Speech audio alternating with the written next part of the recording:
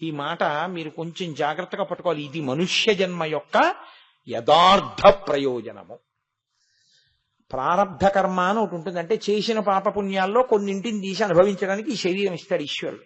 ఇది ఇచ్చినప్పుడు వచ్చే పెద్ద ఇబ్బంది ఎక్కడొస్తుందో తెలుసా అండి? వాసన. గత జన్మలలో మనసుకి ఒక వాసన పట్టుకుని ఉంటుంది. అందుకే పుడుతూనే వాడికి కొన్ని ఇష్టం, పుడుతూనే వాడికి కొన్ని అయిష్టం. వాడికి ఎవరు ఇది ఇష్టంగా బతుకు, ఇది అయిష్టంగా బతుకు అని నేర్పరు. వాడు వెల్లుల్లిపాయతో పెట్టారనుకో అంటాడు. కొంచెం పెద్దవాడు అయ్యాక అబ్బా నాకు ఆ వాసన కూడా పడదమ్మా, నాకు వద్దమ్మా అంటాడు. అమ్మ నేర్పలేదు వెల్లుల్లిపాయని ఇష్టపడకు అని. వాడికి వచ్చింది వెల్లుల్లిపాయ అంటే ఇష్టం లేకుండా ఉండడం. అందుకని అమ్మ అంటుంది వాడికి 5 ఏళ్ళు 6 ఏళ్ళు వచ్చాక వాడు వెల్లుల్లిపాయ తినడండి అంటుంది. అమ్మ వెల్లుల్లిపాయ తినద్దని నేర్పిందా, వాడికి వెల్లుల్లిపాయ ఇష్టం ఉండదని అమ్మ తెలుసుకుందా? నాకు చెప్పండి. పార్వతీ పరమేశ్వరులు ఉండేటటువంటి కైలాసము అన్న దానికి అర్థం ఏమిటంటే సమస్త కేళి. ఎక్కడెక్కడ నృత్యము లాస్యము జరుగుతోందో అదంతా కైలాసమే. ఇప్పుడు నాకు చెప్పండి, కదలికలన్నవి బ్రహ్మాండానికి అంతటికీ ఉన్నాయి కదండి. భూమిగా కదిలిపోతుందా లేదా? సూర్యచంద్రులు కదిలిపోతున్నారా లేదా? అన్నీ కదులుతున్నాయి. కాబట్టి ఇప్పుడు కైలాసం ఎక్కడుందని నేను చెప్పాలి? పరమేశ్వరుడికి చెప్పబడినటువంటి అష్టోత్తర శతనామముల యందు కైలాసవాసి అనేటటువంటిది ఒక నామం. మనం సాధారణంగా లోకంలో ఒక్కొక్కరికి ఒక్కొక్క లోకం ఉంది. అది మనకి కూడా కొంచెం తేలిగ్గా ఉంటుంది అర్థం చేసుకోవడానికి. ఎందుకంటే కోటేశ్వరరావు గారికి ఓ ఇల్లు ఉంది, అలా అందరికీ ఒక్కొక్క ఇల్లు ఉంది. ఎవరి ఇల్లు వారిది కదా, ఎవరి గొడవ వారిది. అలా పరమేశ్వర స్వరూపాలకు కూడా పరమశివుడికి కైలాసము, శ్రీ మహావిష్ణువుకి వైకుంఠము, బ్రహ్మగారికి సత్యలోకము. ఇలా ఒక్కొక్కరికి ఒక్కొక్క లోకం, ఒక్కొక్క ఆవాసం ఉన్నాయి అని నేను అన్నాను అనుకోండి, మీకు అర్థం చేసుకోవడానికి తేలిగ్గా ఉంటుంది.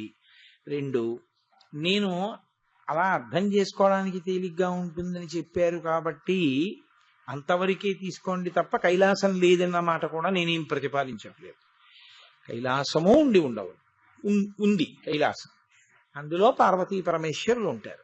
కానీ వచ్చిన పెద్ద చిక్కల్లా ఎక్కడొస్తుందంటే కైలాసంలో పార్వతీ పరమేశ్వరులు ఉన్నారు అని నేను అన్నాను అనుకోండి, అయితే మా గుళ్ళో లేరా అని అడిగితే నేనేం చెప్పాలి? మీరు ఆలోచించండి. కైలాసమునందు పార్వతీ పరమేశ్వరులు ఉంటారు, అది సత్యం అని నేను అన్నాను అనుకోండి, నేను చెప్పింది అబద్ధము అని మీరేం అనరు. శివాస్తోత్రంలో చెప్తున్నారు కదా, కైలాసవాసి అని అక్కడ ఉంటారు అని చెప్తున్నారు కదా.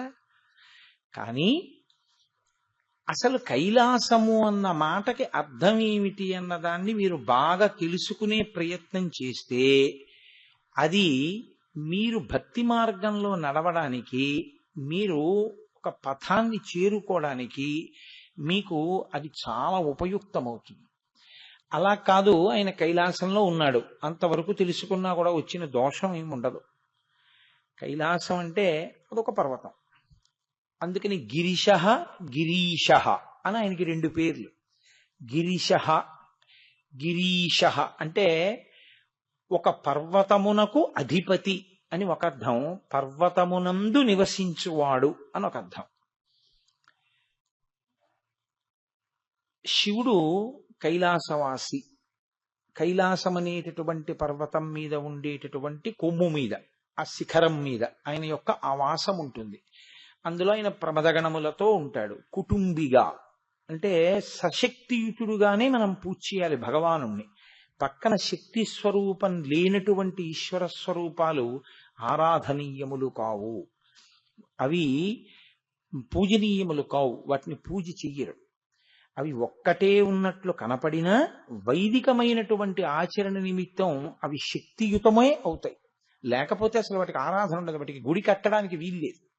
మీరు అక్కడికి వెళ్ళి పూజలు అవి ఏం చెయ్యకూడదు. నేను మీకు ఒక విషయం చెప్పాలి అంటే, అయ్యప్ప ఎక్కడ అమ్మవారితో కలిసి శక్తితో కలిసి ఉన్నట్లుగా ఎక్కడ ఉండదు.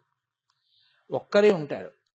ఒక్కరే ఉన్నా వైదికంగా మాత్రం ఆయన పూర్ణ పుష్కలాంబ సమేత అయ్యప్ప స్వామి. ఆయనకి పూర్ణ పుష్కలాంబ అని 2 భార్యలు ఉన్నారు. వైదికం తెలిసున్నవాడు, ధర్మం తెలిసున్నవాడు అలాగే చెప్పాలి. అందుకే అలాగే చెప్తారు ఆయన గురించి, పూర్ణ పుష్కలాంబ సమేత. అంతేకాని మీరు ఆరాధన చేసేటప్పుడు అయ్యప్ప అసలు పెళ్లి కానివాడు అన్న భావనని శాస్త్రం అంగీకరించదు. ఎందుకో తెలుసా అండి? ఒక్క రాముడికే పూజ లేదు. రాముడు ఒక్కడనే తీసుకొచ్చి మీరు పెడితే పూజ చేయడానికి వీల్లేదు. శ్రీరాముడైతేనే పూజ, సీతా సహితుడైతేనే. శంకరుడికి ఒక్కడికి పూజ లేదు, పార్వతీ సహితుడైతేనే. అందుకే మనం పార్వతీ పరమేశ్వరులు, సీతారాములు, లక్ష్మీనారాయణులు అలా దంపతులుగానే చెప్తాం. కాబట్టి ఆయన కైలాసవాసి అంటే ఆయన కైలాసం అనేటటువంటి పర్వతం మీద ఉన్నవాడు. ఉన్నవాడు అన్నప్పుడు ఆయన ఒక్కడే అని మీరు భావన చేయకూడదు. మీరు వెంటనే మీ భావన, మీ ఉపాసన పటిష్టమైంది అని గుర్తు ఏమిటంటే ఆయన సశక్తియుతుడై. మనం ఎప్పుడైనా ఈశ్వరుణ్ణి కూడా తేలికగా మనసు అందుకోవడానికి, నిలబడ్డానికి ఏం చేస్తామంటే మనసుకి ఉండేటటువంటి పరిమితులను, బలహీనతలను ఈశ్వరుడు యందు కూడా పెట్టే ప్రయత్నం చేస్తాం. అలా పెడితే ఏమవుతుందో తెలుసా అండి? మీరు తొందరగా ఈశ్వరుడిని చేరుకోవడం మార్గం సుగమం అవుతుంది. లేకపోతే ఈశ్వరుడు అన్నిటికీ అతీతుడు, పూజ చెయ్యి అని నేను అన్నాను అనుకోండి, మీరు అసలు ఏమీ చేయలేరు. ఎందుకో తెలుసా అండి? లోకంబులు లోకేశులు లోకస్తులు తెగిన తుది అలోకంబకు పింజీకటి కావల ఎవ్వండేకాకృతి వెలుగు అతని నీ సేవింతున్. ఆయనే వెలుగులకు వెలుగు, మిగిలిందంతా చీకటి అని నేను అన్నాను అనుకోండి. దీపం పెట్టండి. ఎందుకు దీపం అప్పుడు? ఇంకా అసలు ఆయన ఎప్పుడూ నిద్రపోడు. సుప్రభాతం ఎందుకు? అసలు ఆయన్ని నిద్రపో అని అడగడం దోషం. మరి ఏకాంత సేవ ఎందుకు? అప్పుడు ఆయన కూడా పడుకుంటాడు మీరు పడుకున్నట్టు అని మీరు అన్నారనుకోండి, మీరు కొంచెం ఆలోచించండి జాగ్రత్తగా, మీకు పరవశంగా ఉంటుంది. ఏకాంత సేవ చేసేటప్పుడు ఓ పట్టె మంచం పట్టుకొచ్చి దానికి 4 గొలుసులు కట్టి దాని మీద అయ్యవారు అమ్మవారు పడుకున్నారని వాళ్ళని పడుకోపెట్టి, వాళ్ళకి తలగడ నీళ్లు పెట్టి, వాళ్ళకి కాస్త 1 గ్లాసుడు చక్కటి పాలు పెట్టి, ఓ 2 పళ్ళు పెట్టి, వాళ్ళని ఒక కీర్తన పాడుతూ మెల్లగా ఆ ఊయల ఊపి, ఆ స్వామి నిద్రపోయారు ఇంకెవరు మాట్లాడకండి అని మీరు వెళ్ళిపోయారనుకోండి, మీరు చేసింది యథార్థమైతే మీరు ప్రపంచానికి మహారాక్షసులు చేసినటువంటి అపకారం కన్నా పెద్ద అపకారం చేసేసినట్టు. ఎందుకని? పార్వతీదేవి వేళాకోళానికి పరమశివుడి యొక్క 2 కన్నులు మూస్తే ప్రపంచం అంతా చీకటై 3వ కన్ను తెరవాల్సి వచ్చింది. అందుకే ఇక కంచి క్షేత్రం వచ్చింది. అది మళ్ళీ తపస్సు చేసి పొందవలసి వచ్చింది శివుణ్ణి ఆ దోషానికి. మీరు ఏకంగా మీ భక్తితో ఈశ్వరుణ్ణి నిద్రేపుచ్చేస్తే లోకం ఏమైపోతుంది? ఉన్మేష నిమిషోత్పన్న విపన్న భువనావళి. ఆవిడ కన్ను మూస్తే లోకమంతా లయం అయిపోతుంది, అంధకారం అయిపోతుంది. మీరేమో 7ంటికి కానీ లేవరు, అప్పుడు సుప్రభాతమా అంటే అప్పటి వరకు ఈశ్వరుడు పడుకున్నట్టే. అంటే మీరు లేపితే తప్ప లేవనివాడు, అంతకన్నా తమోగుణ భూయిష్ఠుడు ఇంకోడు ఉన్నాడండి. మీరు పైగా సుప్రభాతం అనేటటువంటిది పైకి చదవడానికి బాగుంటుందేమో కానీ ఎలా ఉంటుందో తెలుసా అండి? ముద్దు నిద్రపోయే పిల్లాడు ఉంటాడు, వాణ్ణి 50 మాటలు ఊరి లేవరా లేవరా, స్కూల్కి వెళ్ళాలరా, హోంవర్క్ చేసుకోరా, చదవ్వేరా, బోల్డ్ అంతంత ఫీజులు కట్టాం కదరా, ఇదేం పిచ్చి నిద్రరా, చూడరా పిల్లలందరూ ఎలా వెళ్ళిపోతున్నారో, పక్కింటి పిల్లాడు అప్పుడే హోంవర్క్ అంతా చేసేసుకుని తెల్లవారకట్ట లేచి స్నానం కూడా చేసేసాడరా అని మీరు మీ అబ్బాయిని లేపితే ఎలా ఉంటుందో మీరు ఈశ్వరుణ్ణి లేపడం అలాగే ఉంటుంది. నేను అబద్ధం చెప్పానని మీరు అనుకుంటున్నారా? పాతాళ గంగా జలమజ్జన నిర్మలాంగా భస్మ త్రిపుండ్ర సమలంకృత ఫాల భాగా గాయంతి దేవము నిభక్త జనాభవంతం శ్రీమల్లికార్జున విభో తవ సుప్రభాతం. మల్లికార్జునుడి దగ్గరికి వెళ్ళి, శ్రీశైలం నీ భక్తులు తెల్లవారుజామున లేచి పాతాళ గంగలో స్నానం చేసేశారు, ఒళ్ళు తుడి చేసుకున్నారు, విభూతి పెట్టుకున్నారు, బొట్టు పెట్టుకున్నారు, వాళ్ళున్న క్వార్టర్ దగ్గర నుంచి వాళ్ళు పాతాళ గంగకి వెళ్ళడానికి ఎంత సమయం పడుతుంది? ఏ 3:30కో లేస్తే 4ంటికి ఎడతాడు. స్నానం చేసేటప్పటికి 4:15 4:30 అయింది. వాడు పరుగు పరుగున నీ గుడి దగ్గరికి వచ్చాడు, 5 అయింది. వాడు తెల్లవారుజామున కటిక చీకట్లో ఇంత చలిలో స్నానం చేసి జలమజ్జన నిర్మలాంగాహ, వాడు నిర్మలమైన శరీరంతో వచ్చి నీ గుడి ముందు నిలబడి ఈశ్వరా దర్శనమియ్య అని అడుగుతున్నావు. నువ్వు పడుకుంటావేమిటి అలాగా? వాళ్ళు వచ్చేసారు కదా, లే అంటే పరమేశ్వరుడు ఇప్పుడు జాగరూకుడై తొందరగా నిద్రలేచాడా, భక్తుడు తొందరగా నిద్రలేచాడా? భక్తుడు లేచినంత తెల్లవారుజామున 4 గంటలకు కూడా లేకుండా పడుకుని నిద్రపోతున్న వాడి అనుగ్రహానికి మీరెళ్ళి నిద్రలేపినట్టు కదండి. అంతకన్నా అన్యాయం ఇంకోటి ఉందండి? సుప్రభాతం కన్నా అన్యాయం ప్రపంచంలో? నేనన్న దృష్టికోణంలో చూడండి. మీరు భయపడిపోయి అలా అనకూడదండి కోటేశ్వరరావు గారండి అనకండి, నేను అలాగే అంటాను. నాకేం భయం లేదు. ఈశ్వరుడు ఏమీ నన్ను చేయడు, నాకు నమ్మకం. ఎందుకంటే కోటేశ్వరరావు చెప్పేది సత్యమని ఆయన నవ్వుతాడు. ఆయన నిజంగా ఆయన అసలు నిద్రేం పోడు. మీరు సుప్రభాతం ఇలా నిలబడిపోయి ఏదో పెద్ద 40 నిమిషాల సేపు చదివేశారని ఆయన కొత్తగా ఏమీ లేవడం. ఆయన అసలు పడుకోవడమే లేదు. అసలు పడుకోబెట్టిన మీ భావన, లేపానన్న మీ భావన, మీరు ఈశ్వరుణ్ణి బాగా స్మరించడానికి పట్టుకుంటుంది. మనం పడుకున్నట్టే ఆయన పడుకుంటాడు అని నేను అన్నాను అనుకోండి, స్వామి పడుకున్నారండి, మాట్లాడకూడదండి, లేపకూడదండి అంటే, పాపం నేను పడుకున్నానని చూడరా ఎంత జాగ్రత్తగా ఉన్నాడో అని ఆయన సంతోషిస్తాడు కదండి. అది కూడా భక్తిలో ఒక అంగం. అంతేకాని మనం సుప్రభాతం చెప్తే తప్ప ఆయన లేవడండి, మనం ఏకాంత సేవ చేస్తే తప్ప పడుకోడండి, 2 గంటలకు ఏకాంత సేవ చేసి 4 గంటలకు సుప్రభాతం పలికితే పాపం ఆయనకి నిద్ర ఎప్పుడు పడుతుందండి? ఈ పిచ్చి ప్రశ్నలు అడగకూడదు. ఆయన అసలు ఎప్పుడూ పడుకోడు, ఆయన ఎప్పుడూ లేచే ఉంటాడు. సుప్రభాతం ఏకాంత సేవ నీకోసం, ఆయన కోసం కాదు. అవి స్వీకరింపబడే సేవలే కావు. అవి ఇందుకు నీ ఉద్ధరణ కొరకు, నువ్వు ఈశ్వరుడితో తాదాత్మ్యత చెందడానికి వచ్చాయి. ఇంతకీ నేను ఎక్కడ బయలుదేరానంటే, కైలాస పర్వతం మీద పార్వతీ పరమేశ్వరులు ఉన్నారు. మన ఈ మానసికమైనటువంటి బలహీనతల్ని ఈశ్వరుడు యందు చొప్పించి పట్టుకునే ప్రయత్నం చేస్తాం. అందుకే చూడండి, బహుశా ఎలాగో వీడు అప్పులు ఇచ్చుకుంటాడనో ఏమిటో, ముందు లెక్కలు నేర్పుతేనే పక్క నుంచి ఒకటి అప్పు తెచ్చుకో అని మొదలు పెడతారు. స్థానాలు చెప్పరు, 1ల స్థానం, 10ల స్థానం, 100ల స్థానం అని. ఒకటి అప్పు తెచ్చుకో, 1 10 ఇలా నేర్పుతారు. అక్కడ అప్పు తెచ్చుకొని వాడు ఎవడు ఉండడు నాకు తెలిసి లోకంలో. తీసివేతల కోసం అప్పు ఎవడైనా తీసుకొస్తాడు. అందుకని ఆ రుణం ఒకటి ఉంటుంది పుట్టిన తర్వాత. లెక్కలు బాగా నేర్చుకున్నాక తీరిపోతుందేమో బహుశా. కానీ అలాగే ఆ బలహీనతనే మనం చొప్పించి ఏం చేస్తామంటే, సాధారణంగా ఆయన ఒకడే వచ్చాడు అనుకోండి, ఆయన ఏమంటాడంటే, నేను 2 రోజులు అయింది కదండి బయలుదేరుతాను, ఇంకా ఇంట్లో వ్యవహారాలు ఉన్నాయంటాడు. మొగాడికి ఉండే లక్షణం ఏమిటో తెలుసా అండి? పడుకుంటాడు, పర్వాలేలే వాళ్ళ అమ్మ ఉంది కదా పిల్లల్ని చూసుకుంటుందని. ఆడదనుకోండి 1 గంట ఉండదు. మా అమ్మాయి 2 పిల్లలు పుట్టాక మా ఇంటికి వచ్చింది అనుకోండి, అమ్మాయి ఇంకో 2 రోజులు ఉండవే, నిన్ను విమానంలో పంపించేస్తానే అని నేను అన్నా కూడా, అలా కాదు నాన్నగారండి, ఆయన పిల్లలు, నా పిల్లలు పొద్దున్న హోంవర్క్లకి వాటికి వెళ్ళిపోవాలి, ఈయనేమో గబుక్కుని లేవరు నాన్నగారండి, వాళ్ళు అలా పడుకుండిపోతారు, ఇంకా నేను వెళ్ళిపోవాలి నాన్నగారండి అని పెద్ద ఎక్కని చదివేసి వెళ్ళిపోతుంది. అది ఇంకో రోజు ఉండమంటే, ఒకవేళ వాళ్ళ ఆయన పిల్లలతో వచ్చింది అనుకోండి, ఇంకో రోజు ఉండవే అన్నాను అనుకోండి, అప్పుడు ఏముంటుందో తెలుసా అండి, ఆయన ఇష్టం నాదే ఉంది అంటారు.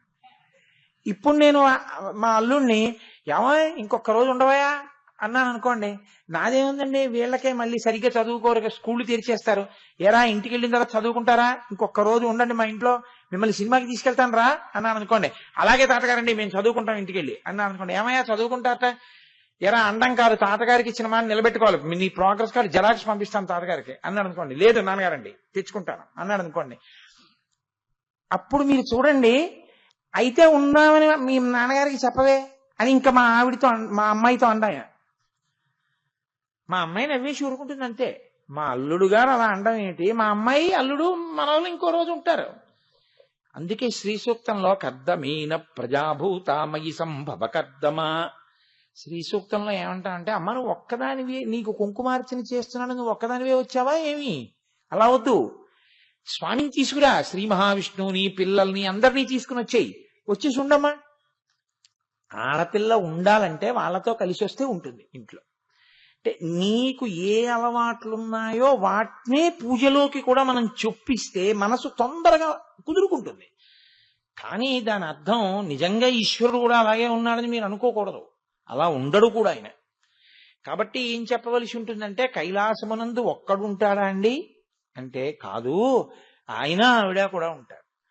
అప్పుడు మరి పిల్లలు ఎక్కడ ఉంటారండి, హాస్టల్లో ఉంటారా అని అడగకూడదు, వాళ్ళు అక్కడే ఉంటారని చెప్పవలసి ఉంటుంది.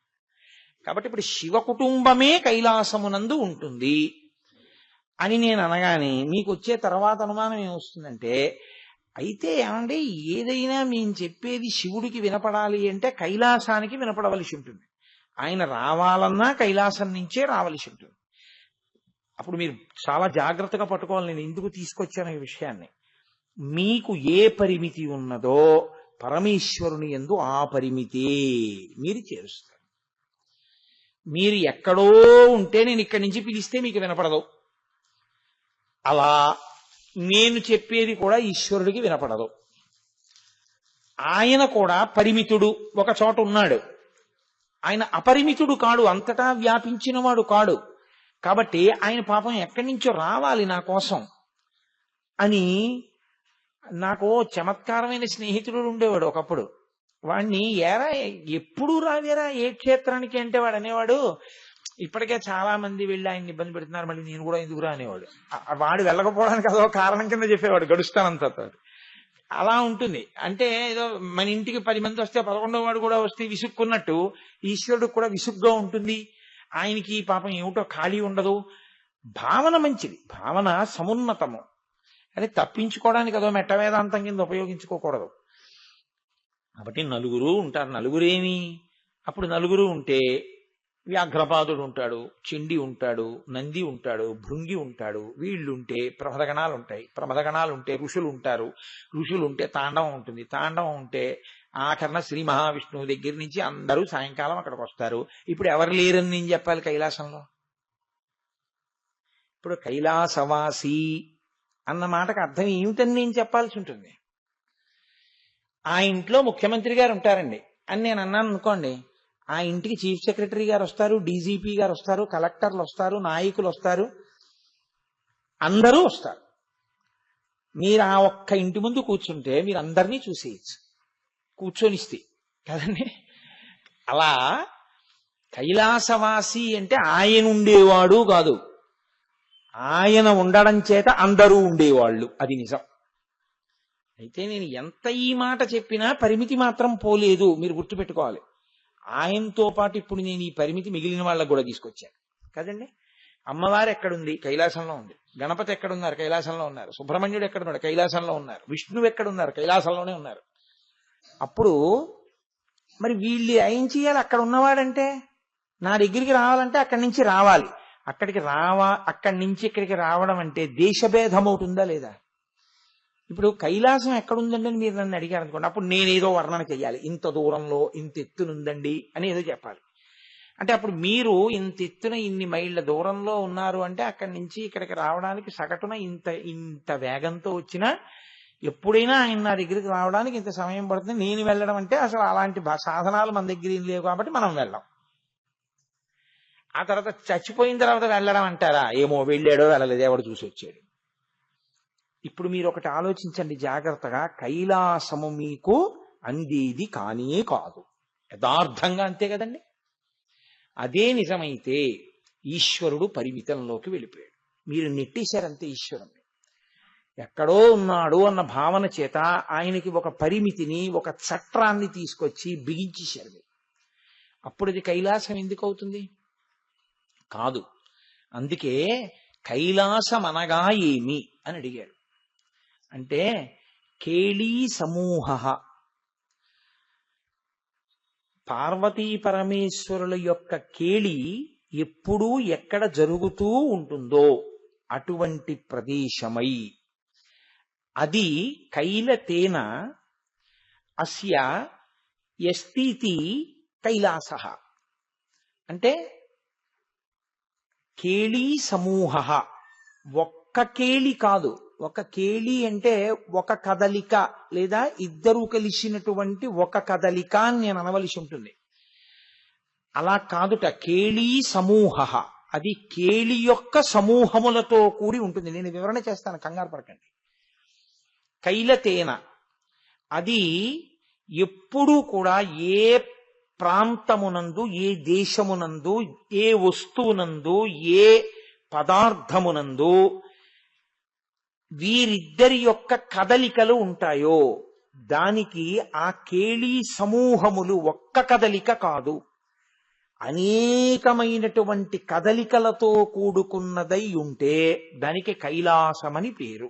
ఇప్పుడు కేళి ఒక్క శివుడు చేస్తేనో ఒక్క పార్వతీదేవి చేస్తేనో దాన్ని కేళి అని పిలవకూడదు. కొంచెం జాగ్రత్తగా మీరు పట్టుకోవాల్సి ఉంటుంది.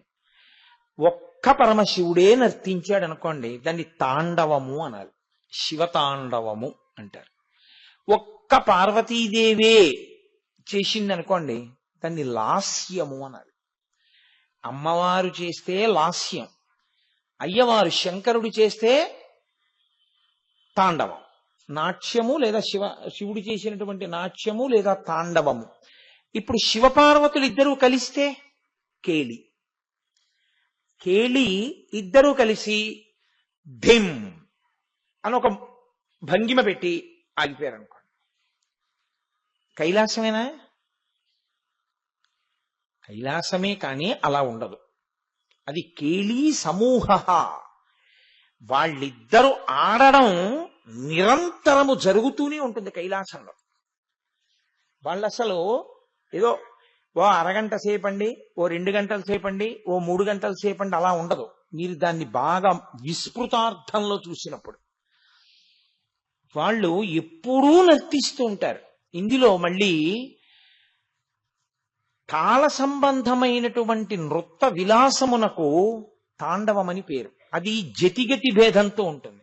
అందుకే దానికి ఎప్పుడు నట్టువాంగం ఉంటుంది. నట్టువాంగంతో ధిం తద్ధిం తకధిం అన్నాను అనుకోండి, దానికి అనుగుణంగా కాళ్ళు చేతులు కదులుతాయి. అంటే ఇది ఎలా వస్తుందో అలా గజ్జల ధ్వని కూడా పడుతుంది. ధిం అన్నాను అనుకోండి, ఒక్కసారి గెంతడము. తద్ధిం అన్నాను అనుకోండి 2 మాటలు. తకధిం అన్నాను అనుకోండి దానికి అనుగుణంగా. ఆ తర్వాత ఇంకా వెనక నుంచి వస్తున్నటువంటి పాటకి అనుగుణంగా శరీరం అంతా కదులుతూ ఉంటుంది. దాన్ని నృత్యం అంటారు. నృత్యం. చేతులు కదులుతాయి, కాళ్ళు కదులుతాయి, తల కదులుతూ ఉంటుంది, కళ్ళు కదులుతూ ఉంటాయి, శరీరం అంతా కదులుతూనే ఉంటుంది. లాస్యము శరీర కదలిక కాదు, లాస్యము భావ ప్రకటనము. అందుకే భావ ప్రకటనము లేనటువంటి నాట్యము ప్రాణము లేని శరీరములంటే. అందుకే గురుముఖత నేర్చుకున్నారా అని ఎందుకు అడుగుతారో తెలుసా అండి?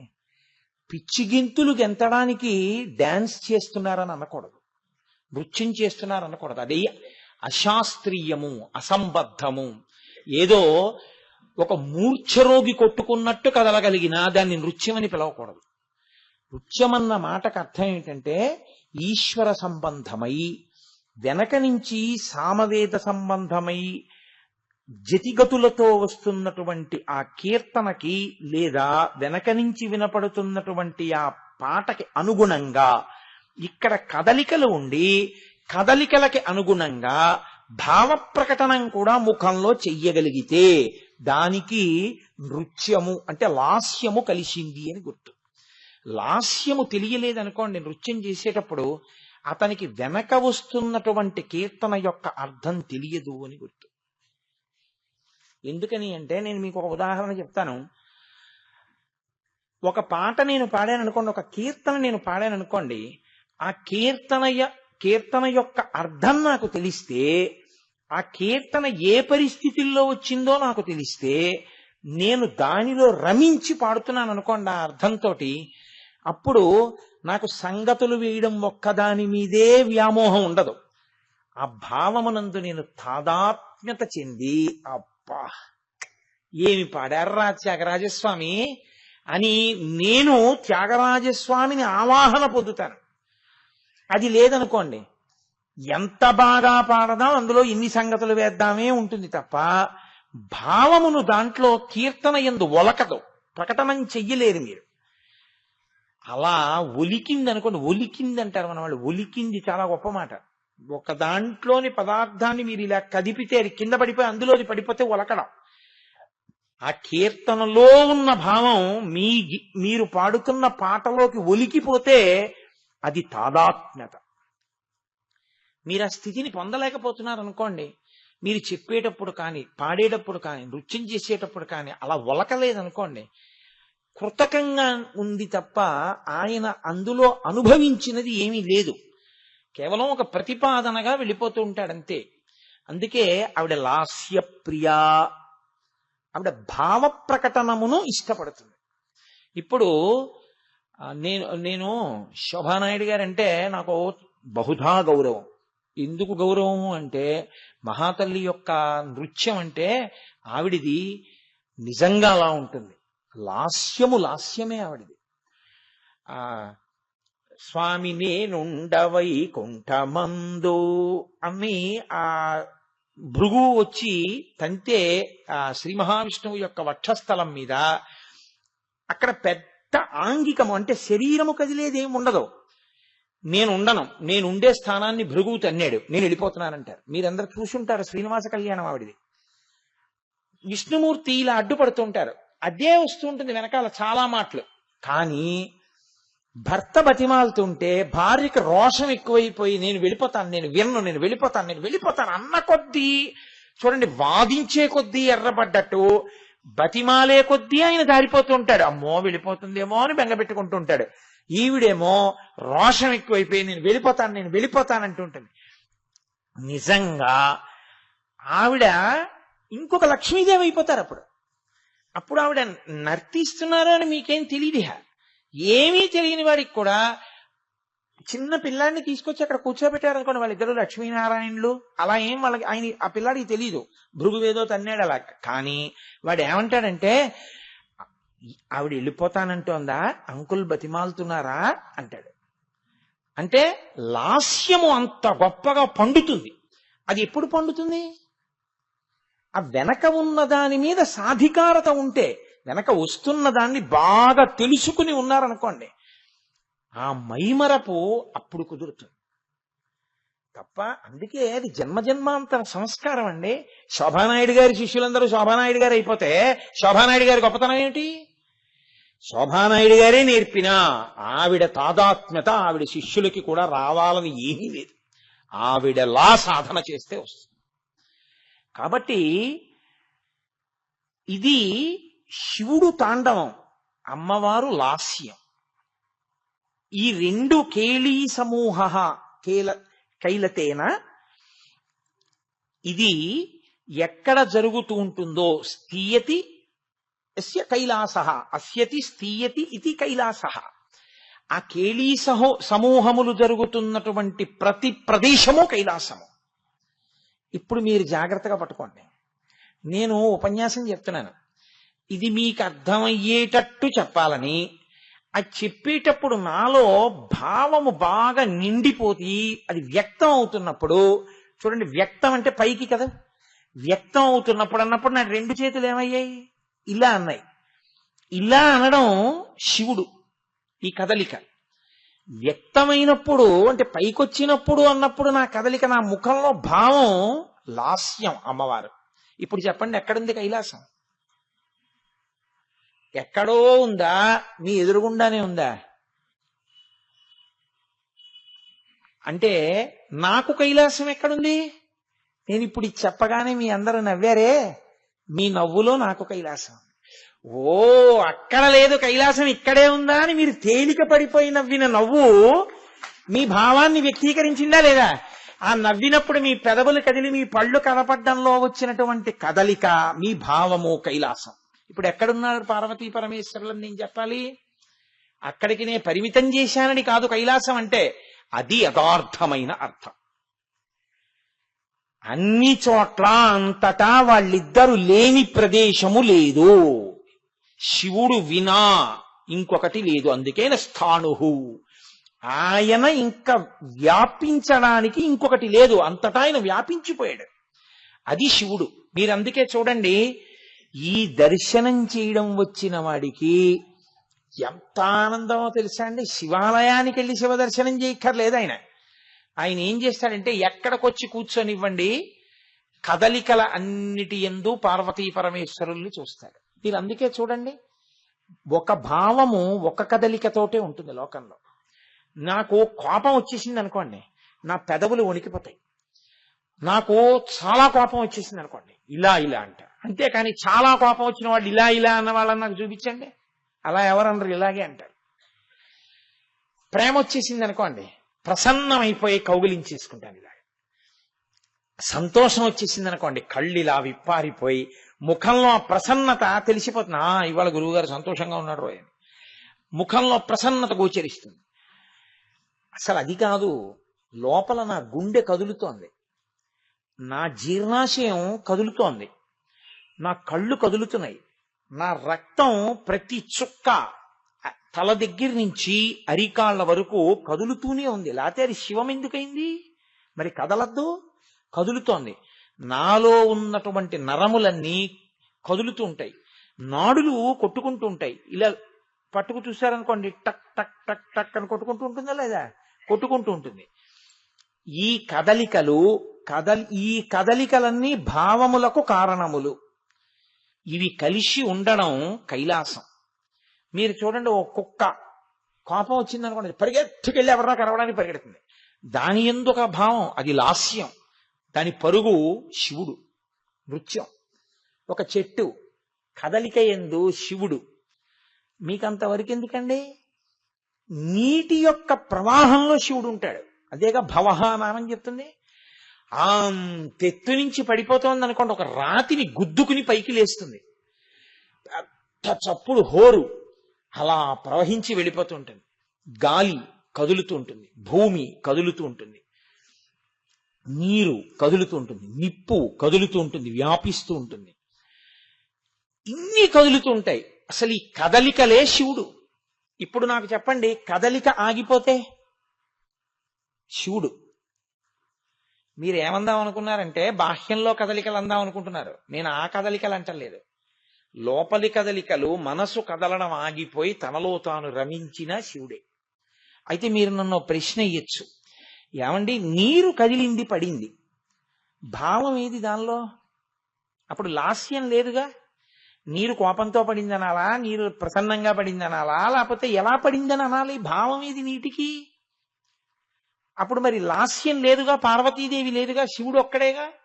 అప్పుడు దాన్ని నృత్యం అనాలా, తాండవం అనాలా, కేళి అనాలా? అప్పుడు కేళి లేదుగా అక్కడ, ఇద్దరు కలిస్తేగా కేళి. మరి అక్కడ కేళి ఎలా వస్తుంది? నేను మీతో ఓ మాట చెప్తాను చూడండి. మీ అందరికీ కళ్ళకి గంతలు కట్టి ఒక పెద్ద పర్వతం మించి పడిపోతున్నటువంటి నీటి దగ్గరికి తీసుకెళ్ళాను అనుకోండి, నేను అందరికి ఒక్కసారే కళ్ళు విప్పాం. ఇలా చూడగానే అబ్బా అన్నాడు ఒక ఆయన. అయ్య బాబోయ్ నాకు కళ్ళు తిరిగిపోతున్నాయి అంది ఒక ఆవిడ. ఇంకొక ఆయన అన్నాడు, అయ్య బాబోయ్ ఆ చప్పుడికి నాకు అసలు తల పగిలిపోతున్నట్టుంది అన్నాడు. ఇన్ని భావములను మీలో ప్రకోపం పొందేటట్టు చేయడం కూడా భావము లేనిది ఎలా చేసిందని మీరు అనుకుంటున్నారు? దానిలో ఉంది కాబట్టి మీకు ఆ భావాలు వచ్చాయి. అన్ని భావములు దాని యందున్నాయి. గాలి కదిలితే భావం లేదని ఎందుకు అనుకుంటున్నారు? మీకు తగిలితే అమ్మయ్య హాయిగా ఉందంటున్నారా లేదా? దాని యందు కూడా లాస్యము నృత్యము కలిసే ఉన్నాయి. అందుకే ప్రపంచంలో ఉన్న ప్రతి కదలిక కేళియే. అందుకే ప్రకృతి పురుషులు అని పిలుస్తాం పార్వతీ పరమేశ్వరుల్ని.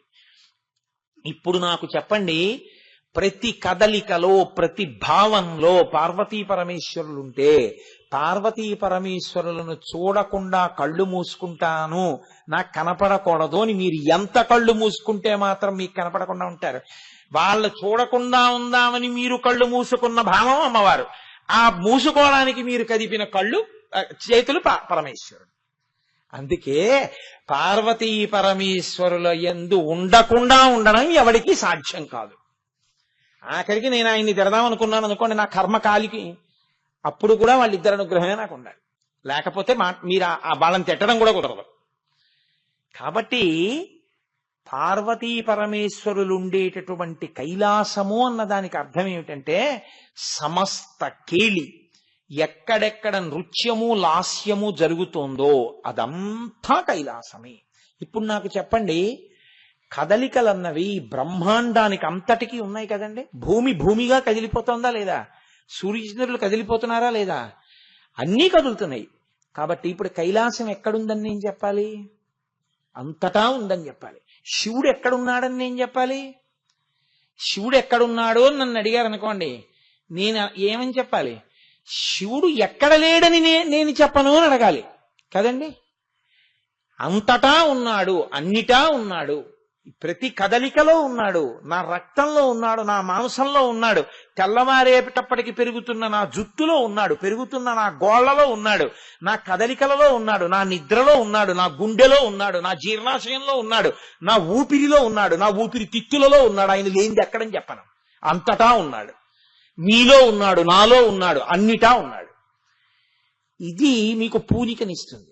ఇప్పుడు ఈశ్వరుడి కన్నా దగ్గరగా ఈశ్వరుడు మీలో ఉన్నంతగా, అంతటా ఉన్నంతగా ఎక్కడున్నాడు నాకు చెప్పండి. ఇప్పుడు భయం ఎందుకు? ఇంకా నేనుండగా భయమా అని ఉంటుంది గుళ్ళో. ఈశ్వరుడు ఎక్కడ ఉండడం ఏమిటండి? సర్వకాలముల యందు నాకు దగ్గరగా ఉన్నవాడు, నాలో ఉన్నవాడు, ఎదురుగుండా ఉన్నవాడు, అంతటా స్వామియే. ఇప్పుడు మీకు ఎంత ధైర్యం వచ్చింది? కైలాసము అన్న పదాన్ని మీరు దానికి వ్యాపకత్వాన్ని, విస్మృతిని తీసుకురాకపోతే అది తీసుకెళ్లి ఎక్కడికి పరిమితం అయిపోతుందంటే, పరమశివుడు కూడా నాలాగే ఏదో ఓ దేహంతో ఆయన కూడా ఏదో ఓ చోట కూర్చుని ఉండేవాడు, ఎప్పుడైనా ఓ చోటకు వస్తూ ఉంటాడు, వెడుతూ ఉంటాడు, అంతవరకే అర్థమవుతుంది. కాబట్టి కైలాసము అన్న మాటని మీరు విస్మృతిలో చూడవలసి ఉంటుంది. అయితే మీరు ఒక విషయాన్ని కొంచెం జాగ్రత్తగా పట్టుకునే ప్రయత్నం చేయండి. ఇప్పుడు ఈ కదలికలకి మీ ప్రమేయం ఏం పెద్దగా అక్కర్లేదు. ఇందులో నేను ఉపన్యాసం చెప్తుంటే నేను చేతులు ఇన్ని మాటలు ఇలా కదపవలేను అలా ఏం అనుకుని రాను. ఉపన్యాసానికి అనుగుణంగా కదిలిపోతాయి అంతే. అలాగే నా జీర్ణాశయము ఇలా కదలవలేను, నా ఊపిరితిత్తులు ఇట్లు కదలవలేను అని నేనేమన్నా అనుకుంటానేంటి? వాటిని ఏమైనా రోజు తుడుచుకోవడం, కడుక్కోవడం ఏమైనా చేసుకుంటానా? అవలా కదులుతుంటాయి అంతే. కానీ మీలో మాత్రం ఒక కదలిక రావాలని మీరు కోరుకోవడం, మీరు కైలాసం కావడం. పార్వతీ పరమేశ్వరులు ఉంటారు. ఎలా ఉంటారు? జైల్లో ఉన్నవాడు కూడా జైల్లో ఉన్నాడు. అబ్బా, ఇన్ని జన్మల అదృష్టమో ఇక్కడికి చేరుకున్నానని ఉంటాడేంటి ఎవడైనా? ఎప్పుడు పోదామా అని ఉంటాడు కదండి. కొన్ని చోట్ల ఉండడం బాధ, విడుదల సంతోషం కాదు. అవునా కదా? కారాగారంలో ఉన్నవాడు సంతోషంగా ఉన్నాడని మీరు అంటారా? ఆయనది ఓ చిన్న పెంకుటిల్లు. మీరు లోకంలో చూడండి, ఓ మాట ఉంటుంది, అబ్బా మన ఇంటికి పోయి తువ్వాలు వేసుకు పడుకుని ఇంత చారు అన్నం తిన్నా చాలే, ఏటో ఇన్ని ఏర్పాట్లున్నా అబ్బా ఉండలేకపోతున్నాం అంటుంటారు. కాబట్టి నా అన్న చోటుకి వెళ్ళిపోవాలని ఒక భావన, ప్రీతితో ఉండుట, అప్రీతితో ఉండుట రెండు ఉంటాయి లోకంలో. కానీ పరమేశ్వరుడు కూడా అప్రీతితో ఉండుట, ప్రీతితో ఉండుట కాదు, కర్తవ్యతా దృష్టితో ఉండుట ఆయన ఉంటాడు. కానీ ఎలా ఉంటాడో తెలుసా అండి? ఎప్పుడూ ఆయన ఉండడం దేనికి పనికొస్తుందంటే, చి చి చి చి చి చి నేనిచ్చింది ఒక్కటి వీడికి పనికి రాలేదురా, పాడవడానికి పనికొచ్చాయని రాసుకోవడానికి పనికొచ్చింది అనుకోండి. కైలాసము కాదని నేను అనను, కానీ ఆయన ప్రీతితో ఉన్న స్థానము మాత్రము కాదు. ఆయనే కైలాసం ఎప్పుడైపోతాడో తెలుసా అండి? ఆయనే శివుడు ఎప్పుడైపోతాడో తెలుసా? శివుడికి అది కైలాసం అయిపోయేటట్టుగా నువ్వు ఉంటే కాదు. అంటే ఇప్పుడు మీరేమర్థం చేసుకోవలసి ఉంటుంది? ఈశ్వరుడు ఇక్కడ ఉండడానికి యోగ్యమైన రీతిలో మీరు ఉండవలసి ఉంటుంది. ఇక్కడ ఆయన ఎప్పుడు ఉంటాడు? మీరు భక్తితో ఉంటే ఉంటాడు, పరమప్రీతితో ఉంటాడు, సంతోషంగా ఉంటాడు. మీ ఇంటికి వెళ్ళి మీరు చారు అన్నం తిన్నట్టు ఆయన ఇక్కడే కూర్చుని పొంగిపోతుంటాడు.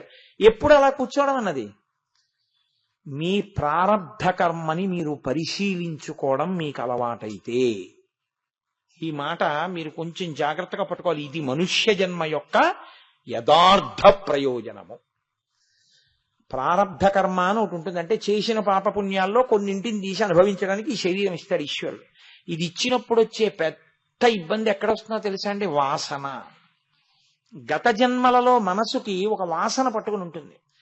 అందుకే పుడుతూనే వాడికి కొన్ని ఇష్టం, పుడుతూనే వాడికి కొన్ని అయిష్టం. వాడికి ఎవరు ఇది ఇష్టంగా బతుకు, ఇది అయిష్టంగా బతుకు అని నేర్పరు. వాడు వెల్లుల్లిపాయతో పెట్టారనుకో అంటాడు. కొంచెం పెద్దవాడు అయ్యాక అబ్బా నాకు ఆ వాసన కూడా పడదమ్మా, నాకు వద్దమ్మా అంటాడు.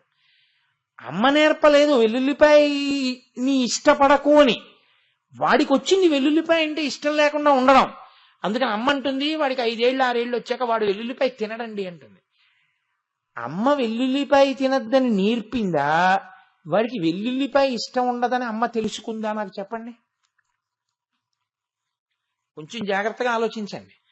అమ్మవాడికి వెల్లుల్లిపాయ అంటే ఇష్టపడకున్నానా అని చెప్పలేదు. ఆవిడ అందరికీ వెల్లుల్లిపాయ పెడుతుంది. ఇంట్లో భర్త తింటాడు, తను తింటుంది, ఇంకో 2 పిల్లలు తింటారు, వీడే తింటాం. మరి ఆవిడ ఊరే నువ్వు ఒక్కడివి వెల్లుల్లిపాయ తినవద్దు అని నేర్పిందా? వాడు అమ్మ నాకు వెల్లుల్లిపాయ తింటే వాంతి అయిపోతుందమ్మా, నాకు ఇష్టం ఉండదమ్మా అంటాడు.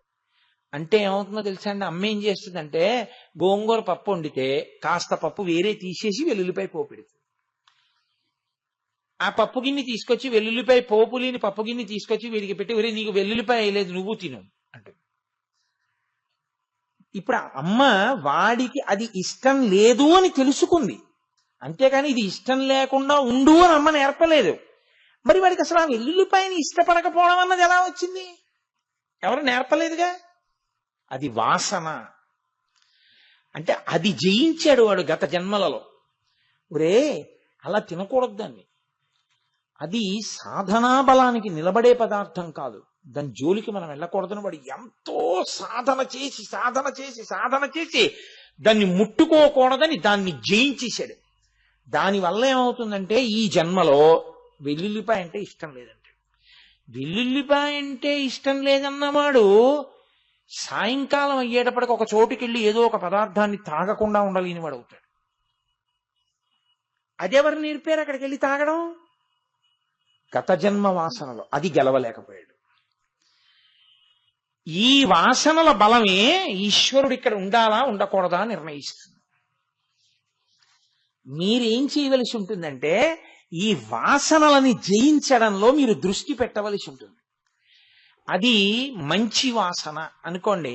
ఒక ఉదాహరణకి స్నానం చేయకుండా కాఫీ తాగడాయన, భార్య అంటుంది అబ్బా ఎన్ని మాటలు చెప్పానో అనండి, చలికాలంలో కూడా ఎందుకంటే లేవగానే కాఫీ తాగితే వచ్చిన నష్టం ఏంటంటానో స్నానం చేసి తాగుతానంటారు. అంటే ఆయనకి శౌచము అలా అలవాటు ఉండిపోయిందనమాట. ఎప్పుడో అది ఇప్పుడు వచ్చేసింది. ఉంచుకోండి దాన్ని. అసలు పూజ చేయకుండా 2 ఇడ్లీ తినేసి పూజ చేయడం పర్వాలేదు. ఒక్క అరగంట ముందు లేచి నేను పూజ చేసి అంత ఉండలేకపోతే, శరీరం ఏ కారణము చేతనైనా ఆరోగ్యరీత్యా అంగీకరించకపోతే దోషం లేకుండా కొంచెం పాలు తాగి ఓ అరగంట పూజ చేసుకొచ్చి వెంటనే పలహారం చేస్తాను. ఇప్పుడు ఈ జిహ్వచాపల్యాన్ని గెలిచాడు. మీరు చూడండి, కొబ్బరికాయ తెస్తాడు, రేపు కొబ్బరి కోరు శనగపప్పు వెయ్యే అంటాడు. ఇంకా కొట్టనే లేదు అసలు ఈశ్వరుడు వాడు, ఇంకా అది ఈశ్వరుడు ఏం తింటాడు అంటే జిహ్వచాపల్యం. ఈశ్వరుడికి పెడదాం అసలు ఆ భావన లేదు. ప్రారబ్ధమునందు మీ బుద్ధితో వాసనని గెలవగలగాలి, దానికి వశులవ్వడం కాదు.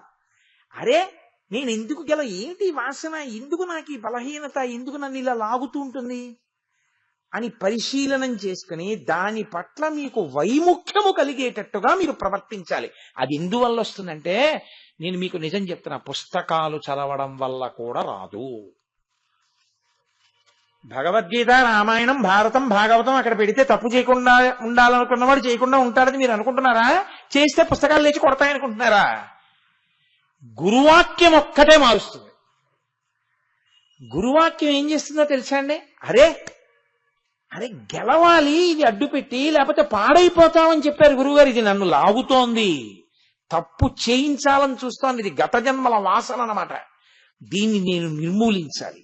ఇప్పుడు మీరు నిర్మూలించాలంటే ఏం చేయాలి? దాని మీద మీకు వైముఖ్యం కలగాలి. ఇప్పుడు ఆ వైముఖ్యం కలగడానికి అనుగుణమైనటువంటి ఆలోచనలను లోపల పెంచుకుంటారు అంతే.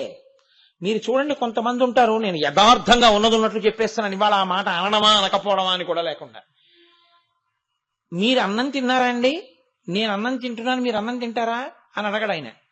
మీరు టిఫిన్ చేశారా, నేను టిఫిన్ చేస్తున్నాను అని అడగడు ఆయన. మీకు మంచి బట్టలు ఉన్నాయా, నేను మంచి బట్టలు వేసుకున్నాడు అని అడగడు ఆయన. మీకు డబ్బులున్నాయా, నాకు డబ్బులున్నాయి అడగడు ఆయన. మీరు మందులు వేసుకోవడానికి మీ దగ్గర మందులు ఉన్నాయా, నా దగ్గర మందులు ఉన్నాయి అడగడు ఆయన. తాను సిగరెట్ తాగుతూ ఇంకోడికి మాత్రం ఇలా సిగరెట్ ఇస్తాడు. అక్కడ ఉదాహరుడు. అప్పుడు వాడు పుచ్చుకునేవాడు ఎదురువాడు. ఆయనే గురువాక్య శ్రవణమో ఈశ్వరానుగ్రహమో. ఇప్పుడు అంటాడు అక్కర్లేదండి మానేశాడు. ఎలా మానగలిగాడు? ఈశ్వరానుగ్రహం కలిగింది, ఆ వ్యసనాన్ని గెలిచేశాడు ఈ జన్మలో. ఆ వాసన పట్టుకోదు. వాసనాక్షయమే ఈశ్వరుడు ఇక్కడ కూర్చోవడానికి మార్గము. మీకు ఈశ్వరుడిచ్చిన బుద్ధితో దుర్వాసనల్ని గెలిచే ప్రయత్నం చేస్తున్నారనుకోండి, మీరు దానికి మీరు పూనుకున్నారనుకోండి, అసలు ఇది ఎవరికీ చెప్పక్కర్లేదు. కానీ శాస్త్రం ఏమందో తెలుసా అండి? నువ్వు ఎప్పుడైనా గెలవలేక ఇబ్బంది పడిపోతుంటే గురువు గారితో మాత్రం చెప్పు. గురువుగారు, నాకు ఇది అధిగమించలేకపోతున్నానండి, ఈ బలహీనత దగ్గర నిలబడిపోతున్నాను, ఎలా గెలవను అని అడుగు. ఆయన విరుగుడు చెప్తాడు. వైద్యుడే కదండి విరుగుడు చెప్పగలిగిన వాడు. విషం మీరు తాగితే చచ్చిపోతారు, విషం వైద్యుడు శుద్ధి చేసిస్తే బతికిపోతారు. శుద్ధి గురువుకు తెలుసు. కాబట్టి ఆయన మార్గం చెప్తాడు, ఇలా గెలు అని చెప్తాడు. మీరు ఆ వాసనని గెలుస్తారు. ఎన్ని వాసనలు మీరు గెలుస్తారో, గెలవడానికి మార్గాల్ని మీరు ఎలా తెలుసుకుంటారో, మీ బలహీనతల్ని మీరు దాటి జీవితాన్ని ఈశ్వరమయం చేసుకోవడం వస్తే ఈశ్వరుడు ఇక్కడే కూర్చుంటాడు. దానికి మహాభారతంలో తేలిక మార్గం చెప్తారు. మీరు ఎదుటివాడికి ఏదైనా చేసేటప్పుడు నేను అక్కడ ఉంటే అని ఆలోచించడమే. ఆకలితో ఉన్నాడు, నేను ఆకలితో ఉండి ఆయన తింటూ ఉంటే మీరు వెంటనే అప్పుడు నాకు పెడితే ఎంత సంతోషిస్తానో, ఇప్పుడు పెట్టు. మీరు వాసనని గెలవగలిగారు, మీరే తిందామన్నది ఇంకోడికి పెట్టగలిగారు. దానికి చాలా తేలిక మార్గం నేను ఒకటి మీకు చెప్పాను, భారతాన్ని ఆధారం చేసుకుని. మిమ్మల్ని ఎదుటి స్థానమునందు నిలబెట్టుకొనుట.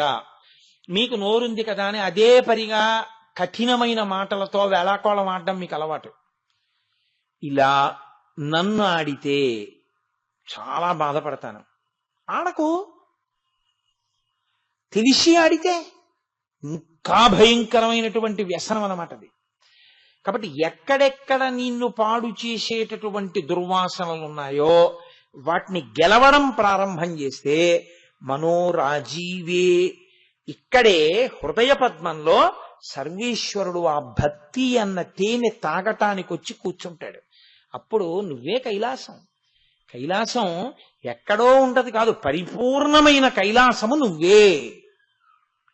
పరమాచార్య స్వామి వారు, చంద్రశేఖరేంద్ర సరస్వతి మహానుభావుడు, కామకోటి పీఠాధిపతులు, నడిచే దేవుడు, ప్రాతస్మరణీయులు, ఎవరి పేరెత్తితే పాపరాశి ధ్వంసమవుతుందో అంతటి మహనీయుడు.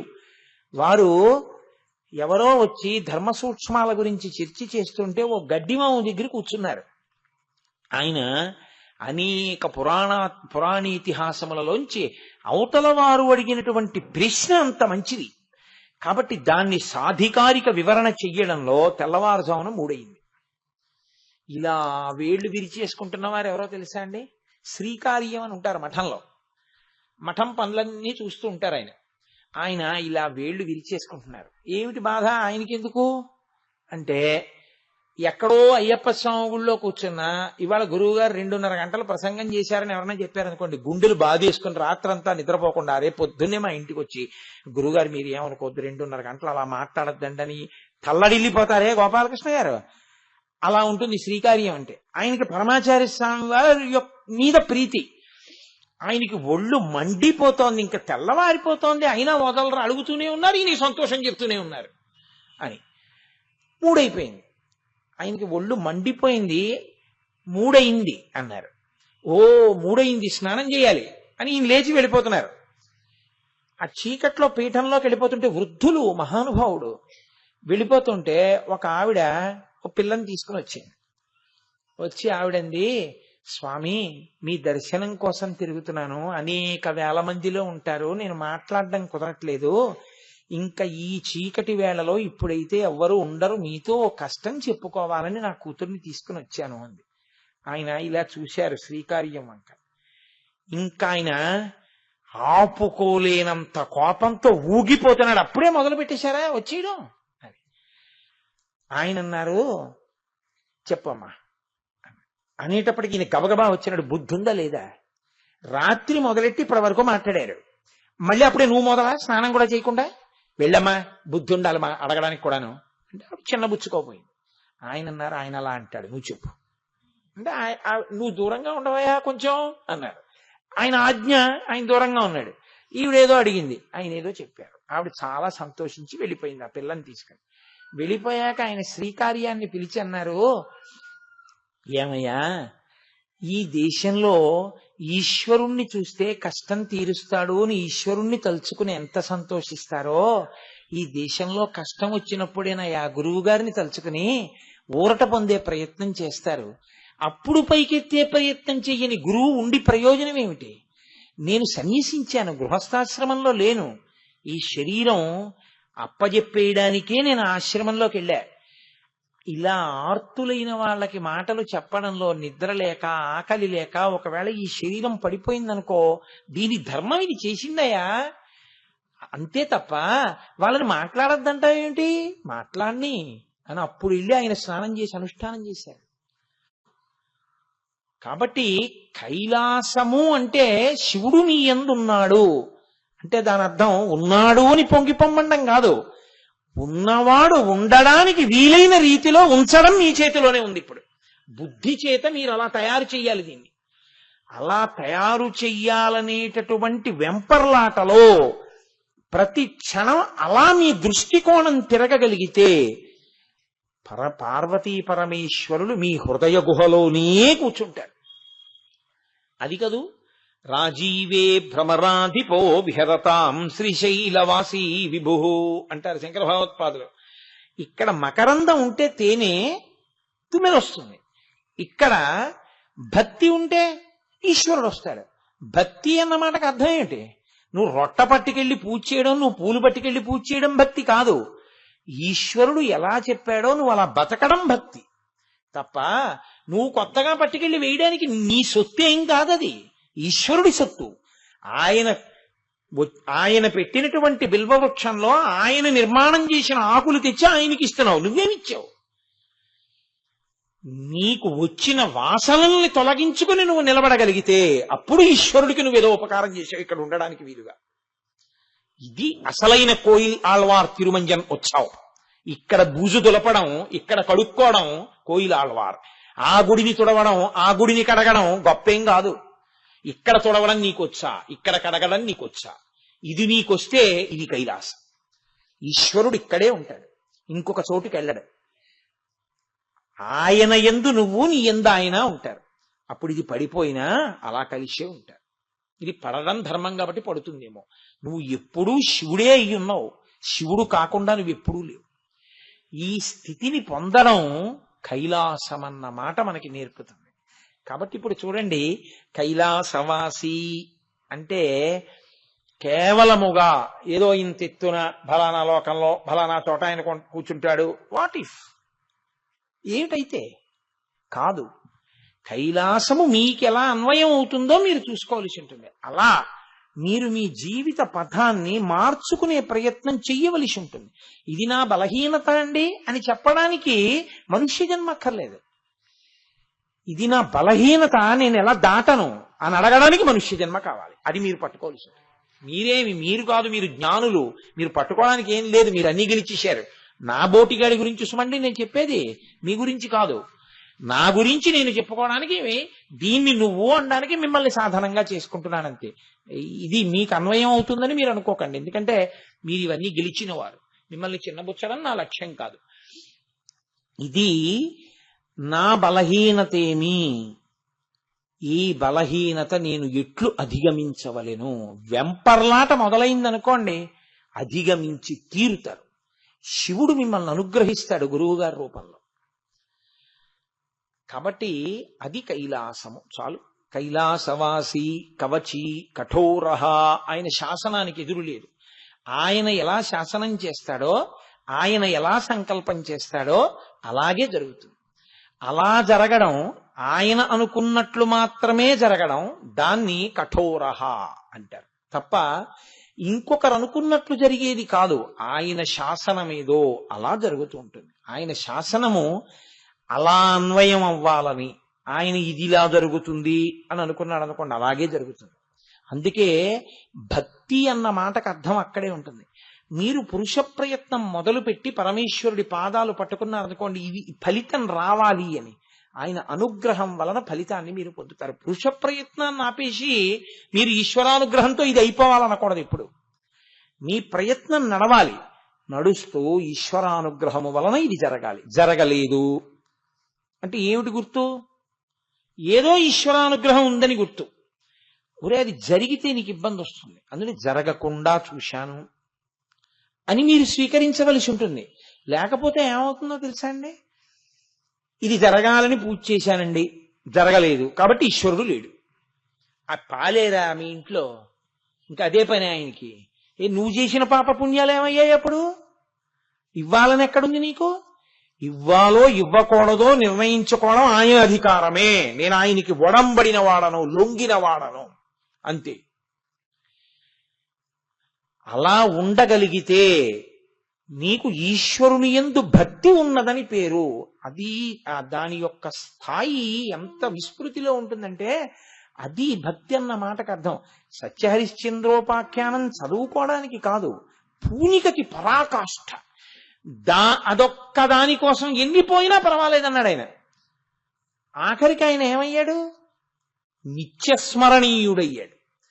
కుష్ఠరోగము మొదలైనటువంటి రోగములున్న వాళ్ళు, భయంకరమైన చర్మ వ్యాధులున్నటువంటి వారు, అటువంటి వారిని గబుక్కుని చూడడం జరిగితే తద్దోష నివారణార్థం హరిశ్చంద్ర హరిశ్చంద్ర హరిశ్చంద్ర అని 3 మాటలు ఆయన పేరు చెప్పుకో, చాలు దోషం పోతుందన్నాడు. అంత స్థితిని ఎందుకు పొందాడు ఆయన?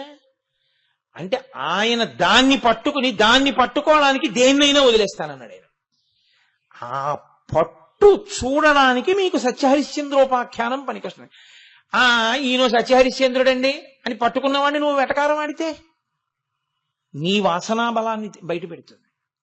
కాబట్టి ఇది తెలుసుకుని ఉంటే కఠోరః, ఆయన దానికి దగ్గరగా వెళ్ళే నామం మళ్ళీ సాధనా సంపత్తి యందు అత్యంత ఉపయుక్తమైనటువంటి నామం త్రిపురాంతకః, పురారి, ఇవి ఆయన నామాలే కదండి.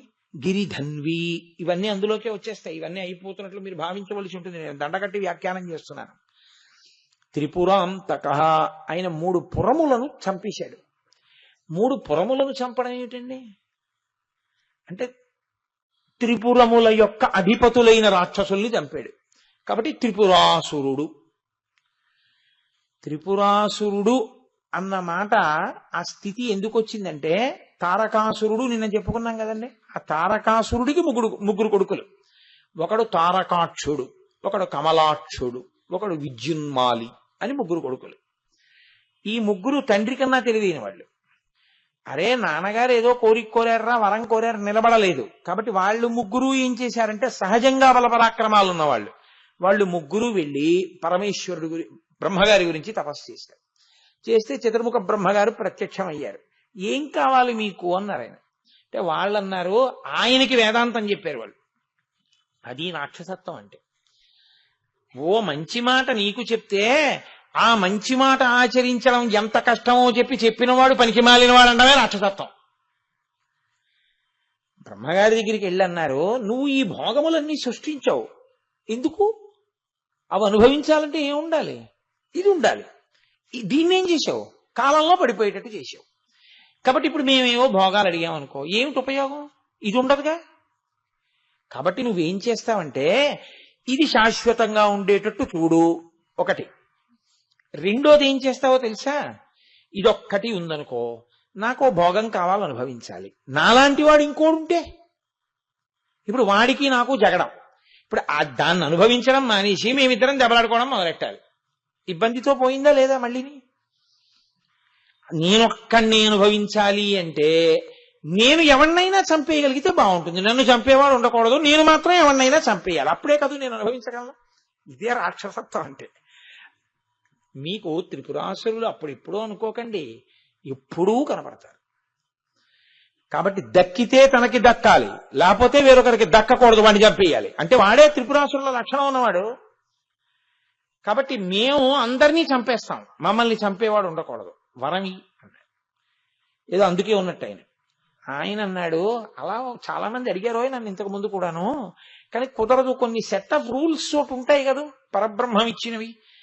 అమ్మ బాబోయ్, నిజంగా ఈశ్వరుడు ఇది మళ్ళీ బ్రహ్మాండంలో కలిసిపోతుంది అన్నాడు కాబట్టి ఉన్నాం కానండి, లేకపోతే ఈ పాటికి అసలు పుడుతూనే తినేదురు కదా చాలా మంది రాక్షసులు మనందరినీ. ఉపన్యాసాలేమిటి నా బుర్ర అది. కాబట్టి వెళ్ళిపోవాలిరా, పిండాండం బ్రహ్మాండంలో కలిసిపోవాలి. పో, నువ్వు అడుగు, ఎలా పోతావు అంటే వాళ్ళు అన్నారు, సరే మీరు అడిగారు కాబట్టి మేము చెప్తాం, 1000 దివ్య సంవత్సరముల లోపల అసలు మేము చచ్చిపోకూడదు.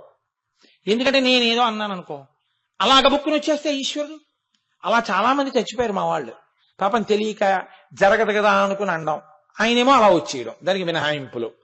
హిరణ్యకశిపుడు అడిగితే నరసింహావతారంగా వచ్చేయడం, తారకాసురుడు అడిగితే ఏదో అగ్నిలో దాచినటువంటి వీర్యంతో సుబ్రహ్మణ్యుడు పుట్టి చంపేయడం, ఇలా అయిపోతుంది. అందుకే మేము ముందు మొట్టమొదట మా నియమం ఏమిటంటే 1000 దివ్య సంవత్సరములు బతకాల, తర్వాత చావడం అన్న ప్రశ్న చూద్దాం. సరే పోనా తర్వాత ఎలా చచ్చిపోతారు? 1000 దివ్య సంవత్సరముల తరువాత మాకు ఈలోగా ఈ 1000 దివ్య సంవత్సరములు ఏమిటి, మాకు ఎటువంటి ఇబ్బంది లేని కాలం, చచ్చిపోం అని నిరాఘాటంగా తెలిసిపోయిన కాలం. ఇప్పుడు మేము భోగాలు అనుభవించద్దు. మేము భోగాలు అనుభవించేటప్పుడు మమ్మల్ని ఎవ్వరూ ఇబ్బంది పెట్టకూడదు.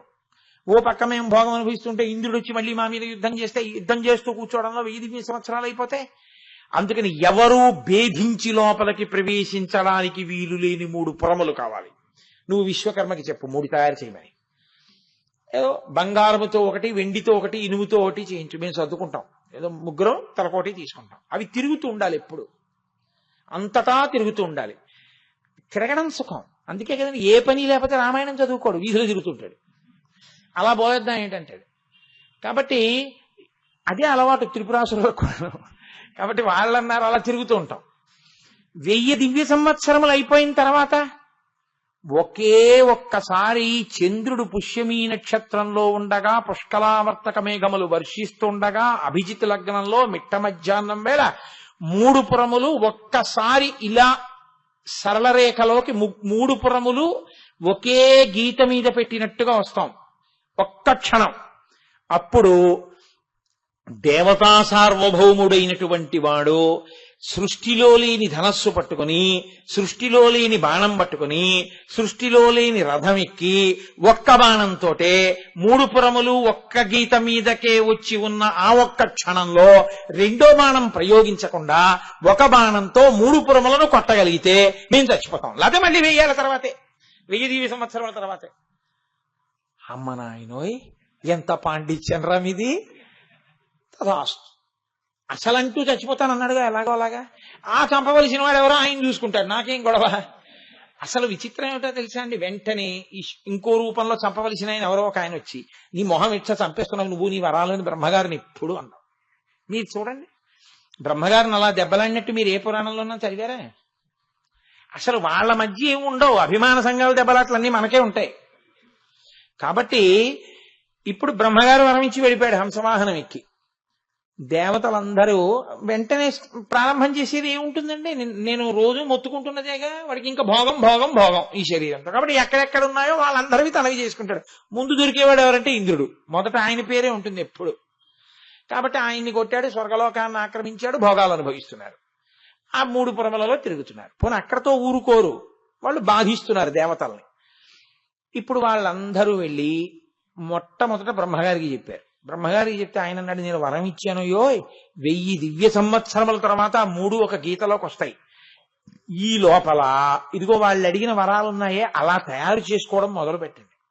మొదలు పెడితే అప్పటికి సిద్ధంగా ఉంటే బాణం వేయచ్చు, లేకపోతే మళ్ళీ ఆ 3 చూద్దాంలేండి, అయితే 1000 దివ్య సంవత్సరాలు అయిపోయిన తర్వాత దగ్గరికి వచ్చాక చూద్దాం అన్నారు అనుకోండి. అప్పుడు దేవతా సార్వభౌముడు ఎవరు, సృష్టిలో లేని రథం ఏది, ఇలా మొదలు పెడితే అవదు పని, అందుకని మొదలెట్టండి అన్నాడు. మొదలెట్టడం అంటే ఏం చేయమన్నారు వాళ్ళు అంటే ముందు దేవతా సార్వభౌముడైనటువంటి వాడిని పట్టుకోండి. ఎవరు దేవతా సార్వభౌముడు? సమస్త దేవతలకు కాదు, ఈ బ్రహ్మాండములకన్నిటికీ సార్వభౌముడు శంకరుడే. కాబట్టి ఆయన పాదాలు పట్టుకుని వెళ్ళి ప్రార్థన చేయండి అన్నారు. అందరూ వెళ్ళి కైలాసానికి వెళ్ళారు. వెళ్ళి శంకర నువ్వు ఆ త్రిపురములను సంహరించాలి. ఆయన అన్నాడు దేనికి చంపడం అన్నాడు. అంటే అదేమిటి అలా అంటావు, దేవతల్ని బాధ పెడుతున్నారు. మిమ్మల్ని బాధ పెడుతున్న మాట యథార్థం, కానీ వాళ్ళు పరమ ధర్మంతో ఉన్నారు. వాళ్ళ స్వీయ ధర్మం వరకు అభిషేకం చేస్తారు, త్రికాల సంధ్యావందనం చేస్తారు, హోమం చేస్తారు, పూజ చేస్తారు. ఆ ధర్మము దెబ్బతింటే అప్పుడు నేను చంపాలి. వాళ్ళు ధర్మంతో ఉండగా ఎలా చంపుతాను? మరి ఎలా దెబ్బతింటుంది? శ్రీ మహావిష్ణువుని అడగండి. విష్ణువుని అడిగారు. అప్పుడు ఆయన ఒక కొత్త పురుషుణ్ణి ఒకడిని సృష్టించి వాళ్ళు అధర్మం వైపుకు అడుగు వేసేటట్టుగా చూశారు. అయితే మీరు ఇక్కడ ఒక విషయాన్ని జ్ఞాపకం పెట్టుకోవాలి. చంపడమే ప్రయోజనంగా విష్ణువు కాని శివుడు కాని చంపరు. ఎందుకు చంపవలసి వచ్చిందో తెలుసా అండి? ఇచ్చినటువంటి అధికారాన్ని దుర్వినియోగం చేసేసి పాడు చేసేస్తున్నారు. పూజకి పూజ చేస్తాడు, పూజ వలన వచ్చిన శక్తిని లోకోపకారమునకు వాడుతున్నారు అనుకోండి, వాళ్ళ జోలికి రారు. ఆ వచ్చినటువంటి శక్తిని స్వార్థమునకు వాడుకుని ప్రపంచాన్ని పాడు చేయడానికి వాడితే ఈశ్వరుడు తీసేయాలి, తప్పదు. కాబట్టి ఆయన ఏం చేశాడంటే త్రిపురాసుర సంహారము చెయ్యాలి అంటే ఆ ధర్మభంగం చెయ్యాలి, అసలు ముందు రాకుండా చెయ్యాలి. ఎందుకంటే పాడు చేస్తున్నాడు వచ్చింది. కాబట్టి ఇప్పుడు ఆయన అధర్మ ప్రచారం అంటే వైదిక కర్మానుష్ఠానము నుంచి వాళ్ళకి వైముఖ్యము కలిగేటట్టుగా ఒక ప్రచారాన్ని చేయడానికి ఒకరిని సృష్టించాడు. వాడి ప్రచారానికి వాళ్ళు లొంగిపోయి సనాతన ధర్మము నుండి జారిపోయారు. జారిపోతే ఇప్పుడు వాళ్ళని చంపడానికి అవకాశం వచ్చింది. దేవతా సార్వభౌముడైనటువంటి శంకరుణ్ణి ప్రార్థన చేశారు. అందుకేగా ఆయన ఎక్కడ పిలిచినా దేవతా సార్వభౌమ అంటారు. శ్రీశైలే స్వర్ణ శృంగే మణిగణ రచితే కల్పవృక్షాళిశీతే స్ఫీతే సవర్ణ రత్న స్ఫురిత నవగృహే దివ్యపీఠే శుభార్హే ఆసీన సోమచూడ సకరుణ నయన సాంగన స్మేరవక్త్ర శంభుశ్రీ భ్రమరీశ ప్రకటిత విభవో దేవతా సార్వభౌమ అని పేరు ఆయనకి. కాబట్టి మీరు వచ్చి మాకు ఉపకారం చెయ్యాలి, చంపాలన్నారు. సరే, విశ్వకర్మని పిలిచారు. ఈ బ్రహ్మాండాన్నంతటినీ కలిపి రథంగా చేశారు. సూర్యచంద్రులిద్దరినీ దానికి చక్రాలు చేశారు. సూర్యుడికి సంబంధించిన ఆదిత్యుల్ని, ద్వాదశాదిత్యుల్ని ఒక చక్రానికి ఆరెలుగా చేశారు. చంద్ర కళలని ఒక చక్రానికి ఆరెలుగా చేశారు. వేదాల్ని గుర్రాలుగా చేశారు. సరస్వతీదేవిని ఆ చేతిలో ప్రణవాన్ని కొరడాగా చేశారు. ఆ కొరడా ఆ మేరు పర్వతాన్ని ధనస్సుగా చేశారు. ఆదిశేషుణ్ణి వింటినారిగా చేశారు. ఆ టంకారం సరస్వతీదేవిగా చేశారు. బాణం శ్రీమన్నారాయణుడయ్యాడు. అయి మేరు పర్వతాన్ని ధనస్సుగా చేసి పట్టుకున్నాడు. దేవతా సార్వభౌముడైన వాడు తప్ప వీటిని భరించగలిగిన వాడెవరు? అప్పుడు పరమశివుడు బయలుదేరి వచ్చి ఈ రథాన్ని అధిరోహించాడు. చతుర్ముఖ బ్రహ్మగారు ఈ రథాల్ని నడుపుతున్నారు. నడుపుతుంటే శివుడే ఆ రథం ఎక్కేటప్పటికీ ఆ రథం ముందుకు నడవడం మానేసి, వేదాలు కదండి గుర్రాలుగా ఉన్నాయి, వాటి కాళ్ళు చతికిలు పడిపోయి ముందు కాళ్ళు అవి వంగిపోయి ఆ రథం నడవలేదు. అంటే వేదం కూడా శివుడి గురించి చెప్పగలనని అనలేదు. వేదమునకు కూడా ఆయన అందడు. కాబట్టి ఇప్పుడు శ్రీ మహావిష్ణువే ఆ వృషభ రూపాన్ని దాల్చి రథాన్ని లాగారు. అందుకే బాణత్వం వృషభత్వమర్ధవపుషా భార్యాత్వమార్యాపతే ఘోణిత్వం సకితా మృదంగ వహతా చేత్యాది రూపం తదౌ తత్పాదే నయనార్పణం చ కృతవాం తద్దేహ భాగో హరి పూజ్యాత్ పూజ్యతరస్య ఏ మహిమచేత్కో వా తదన్యోధికః. అనేక రూపాలతో శ్రీ మహావిష్ణువు శివుణ్ణి సేవించడినటువంటి కారణం చేత శరీరార్థ భాగం ఇచ్చి హరిహరమూర్తి వచ్చింది. కాబట్టి ఇప్పుడు ఆయన రథాన్ని లాగారు. వాళ్ళిద్దరు అలా ఒకరికొకరు ఎప్పుడూ సాయపడుతూనే ఉంటారు లోకరక్షణలో. ఇప్పుడు ఆయన ఆ బాణాన్ని గురి చూసి 1000 దివ్య సంవత్సరముల తరువాత పుష్కళావర్తక మేఘములు కురుస్తుండగా సరళ రేఖలోకి వచ్చి పుష్యమీ నక్షత్రంలో చంద్రుడుండగా అభిజిన్ ముహూర్తంలో బ్రహ్మగారు బ్రహ్మాండమనేటటువంటి రథాన్ని వేదములు గుర్రములుగా ఉండగా చేతిలో ప్రణవాన్ని కొరడాగా పట్టుకుని సరస్వతీదేవి వింటినారి యొక్క ధ్వని కాగా, మేరు పర్వతం ధనస్సు కాగా, ఆదిశేషుడు వింటినారి కాగా, శ్రీమన్నారాయణుడు బాణం కాగా, దేవతా సార్వభౌముడైన శంకరుడు 3వ కన్ను తెరిచి కాల్చవతల బారేస్తున్నాడు పురాణం. కాలుస్తుంటే లింగపురాణంలో అన్నారు, శ్రీమన్నారాయణుడు మొదలైన వాళ్ళు ప్రార్థన చేశారు. సోమశ్చ భగవాన్ విష్ణు కాలాగ్నిర్వాయురేవచ శిరే వ్యవస్థిత దేవమూచు ప్రణమ్యతం దగ్ధమప్యద దేవేశా వీక్షణేన పురత్రయం అస్మద్ధితార్థం దేవేశా శరన్మోక్తు విహార్హసి. ఈశ్వరా, నీ చేత్తో ముట్టుకోవాలని, వింటినారికి తగల్చాలని, నీ శక్తి మాలో పెట్టి వదలాలని మేము ఎప్పటి నుంచో ఎదురు చూస్తున్నాం. మీరు మీ 3వ కంటి మంటతో కాల్చేస్తే ఎలా? మమ్మల్ని ప్రయోగించండి అని అడిగారు. అప్పుడు ఆ శ్రీమన్నారాయణాత్మకమైనటువంటి ఆ బాణాన్ని తీసి వింటినారికి పెట్టి సంధించారు. ఆ బాణం వెళ్లి 3 పురములను ఒక్క క్షణంలో కాల్చేతర పారేసి 3 పురములు, 3 పురములలో ఉన్నవాళ్ళు, త్రిపురాసురులు అందరూ నశించిపోయారు. లోకాలన్నీ ఉపశాంతి పొందాయి. కాబట్టి ఆయనకి త్రిపురాసురుడు, త్రిపురములను సంహరించినవాడు అని ఒక బిరుదునామం. పురారి, పురములకు శత్రువు. అయితే త్రిపురాసురుడైతే పురారి ఎందుకయ్యాడు? ఇప్పుడు అదే పని ఆయనకి ఇంక శత్రుత్వం పెట్టు కూర్చున్నాడా? ఎక్కడైనా ఆయన శత్రుత్వం పెట్టు కూర్చున్నట్టుందా? అసలు దీని ఆధ్యాత్మిక సమన్వయాన్ని మీరు బాగా అర్థం చేసుకుంటే నిత్య జీవితానుష్ఠానంలో బాగా మీరు పట్టుకోగలుగుతారు. కానీ ఆ స్థాయిని పొందడం మాత్రం పురారి యొక్క అనుగ్రహమే.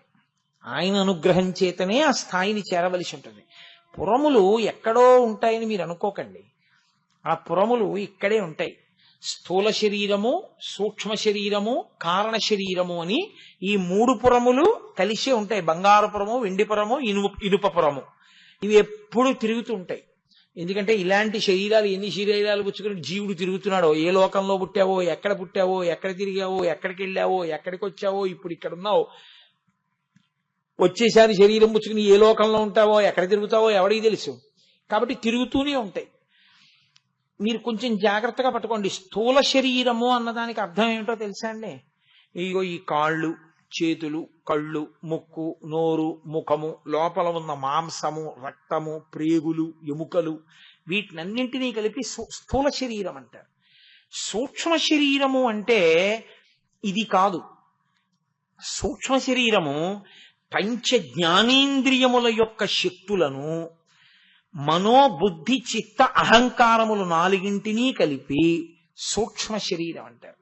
స్థూల శరీరం నుంచి సూక్ష్మ శరీరం విడివడుతుంది. దానికి ఆ లక్షణం ఉంటుంది. మీరు అందుకే ఎప్పుడైనా చూడండి, ఆయన అలా చూస్తూ ఉంటాడు, అలా చూస్తూ అలా ఉండిపోతాడు. ఏంటంటే అలా చూస్తూ ఉండిపోయారు అన్నారు అనుకోండి. మీరు ఆ ఇంజనీరింగ్ కాలేజీ డ్రెస్సు, ఆ పిల్ల అది చూస్తే, మా అమ్మాయి ఇంజనీరింగ్ చదువుకున్న రోజులు, అది బ్యాగ్ పట్టుకుని హడావిడిగా పరిగెత్తడం, అది టైం అయిపోతుంది అంటుంటే నేను ఎందుకే ఎప్పుడు టైం అయిపోయాక ఎడతామని దెబ్బలాడ్డాను. నాన్నగారండి వెళ్లే ముందు దెబ్బలాడకండి నాన్నగారండి, పరీక్షకి వెళ్తున్నాను, విష్ ఆల్ ది బెస్ట్ అన్నాడు కానీ దెబ్బలాడకండి నాన్నగారండి అది అని నన్ను గదమాయించడం. నేను సరేలే శుభం భూయాత్ అనడం.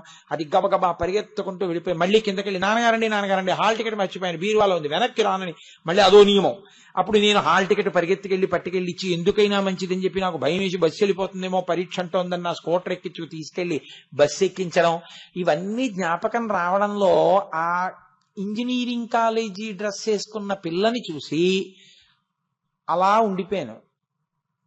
నేను ఆ అమ్మాయిని చూస్తున్నానా, ఆ అమ్మాయిని చూడడంలో నా కూతురు జ్ఞాపకానికి వచ్చి, కూతురు, కదలికలు, మా ఇల్లు, హాల్ టికెట్, కిందకెళ్ళడం, నేను పైనుంచి మాట్లాడడం, ఇవన్నీ నాకు ఇక్కడ కనపడుతున్నాయి. అంటే సూక్ష్మ శరీరం స్థూల శరీరం నుంచి విడిపోయింది. ఈ కన్ను అక్కడ చూస్తున్నా, ఈ లోపలి కన్ను ఇంకోటి చూస్తోంది, ఈ మనసు ఇంకో దాన్ని పట్టుకుంటోంది. అంత నా శరీరం అక్కడున్నానన్న భ్రాంతిలో ఉన్నాను. ఇక్కడ ఎవరు అంటే మిమ్మల్నే అన్నాక ఏం చెప్పండి అన్నప్పుడు బయటికి వచ్చానంటే విడిందా లేదా? సూక్ష్మ శరీరం స్థూల శరీరం నుంచి విడుతుంది. దాన్ని సూక్ష్మ శరీరం అంటారు. ఇందులో మీరు జ్ఞానేంద్రియ శక్తులు పట్టేసుకుంటారు. కంటితో నాతో కొంతమంది అంటూ ఉంటారు, రాత్రల్లా మీ ఉపన్యాసమే చెవుల్లో వినపడిందండి. అది ఎలా వినపడుతుంది? నీ లేనుగా పక్కన అంటే మనస్సు అంత పట్టేసుకుంటే చెవి ఏం చేస్తుందంటే ఇంకా అదే వాక్య నిర్మాణాన్ని అదే తీరుని తీసుకొచ్చి వినపడేటట్టు చేస్తూ ఉంటుంది. కాబట్టి అది సూక్ష్మ శరీరం యొక్క లక్షణం. ఇవి మీరు పట్టుకోగలరు. కానీ మనోబుద్ధి చిత్త అహంకారములు నాలుగింటి గురించి నేను ఒక్క మాట చెప్తే మీరు బాగా పట్టుకుంటారని నా తాపత్రం. మీకు తెలియదని కాదో వీరంతే. మనస్సుకుండే లక్షణం ఏమిటో తెలుసా అండి? ఎప్పుడూ కూడా ఏం చేస్తావు, ఎలా చేస్తావు, సంకల్పము ప్రత్యామ్నాయములను ఆవిష్కరిస్తూ ఉంటుంది. మీకు నేను ఒక ఉదాహరణ చెప్పాలంటే మనస్సు పరిస్థితి ఎలా ఉంటుందంటే, నేను ఇలా మంగళం చెప్పాను అనుకోండి, ఇలా దిగేద్దామా, ఇలా దిగుదామా, వెనక్కి దిగుదామా అంట. ఇలా దిగి వెళ్ళిపోవడం తేలిక కదా, 2 అడుగులు ఇలా కిందకి దిగి ఇలా వెళ్ళిపో. కాదు, అలా దిగితే నీతో చెప్పించిన పార్వతీ పరమేశ్వరులకు ఒకసారి నమస్కారం చేయొచ్చు. పృష్ఠభాగం పెట్టి కూర్చున్నావు ఇప్పటిదాకా. ఒకసారి క్షమార్పణ చెప్పి తప్పలేదు స్వామి అని నమస్కారం చేసి దిగి అలా వెళ్ళు. ఇలా దిగి వెళ్ళిపడితే కొంచెం నువ్వు అది వాళ్ళకి క్షమార్పణ చెప్పడం కుదరదు కదా. అటు తిరుగు.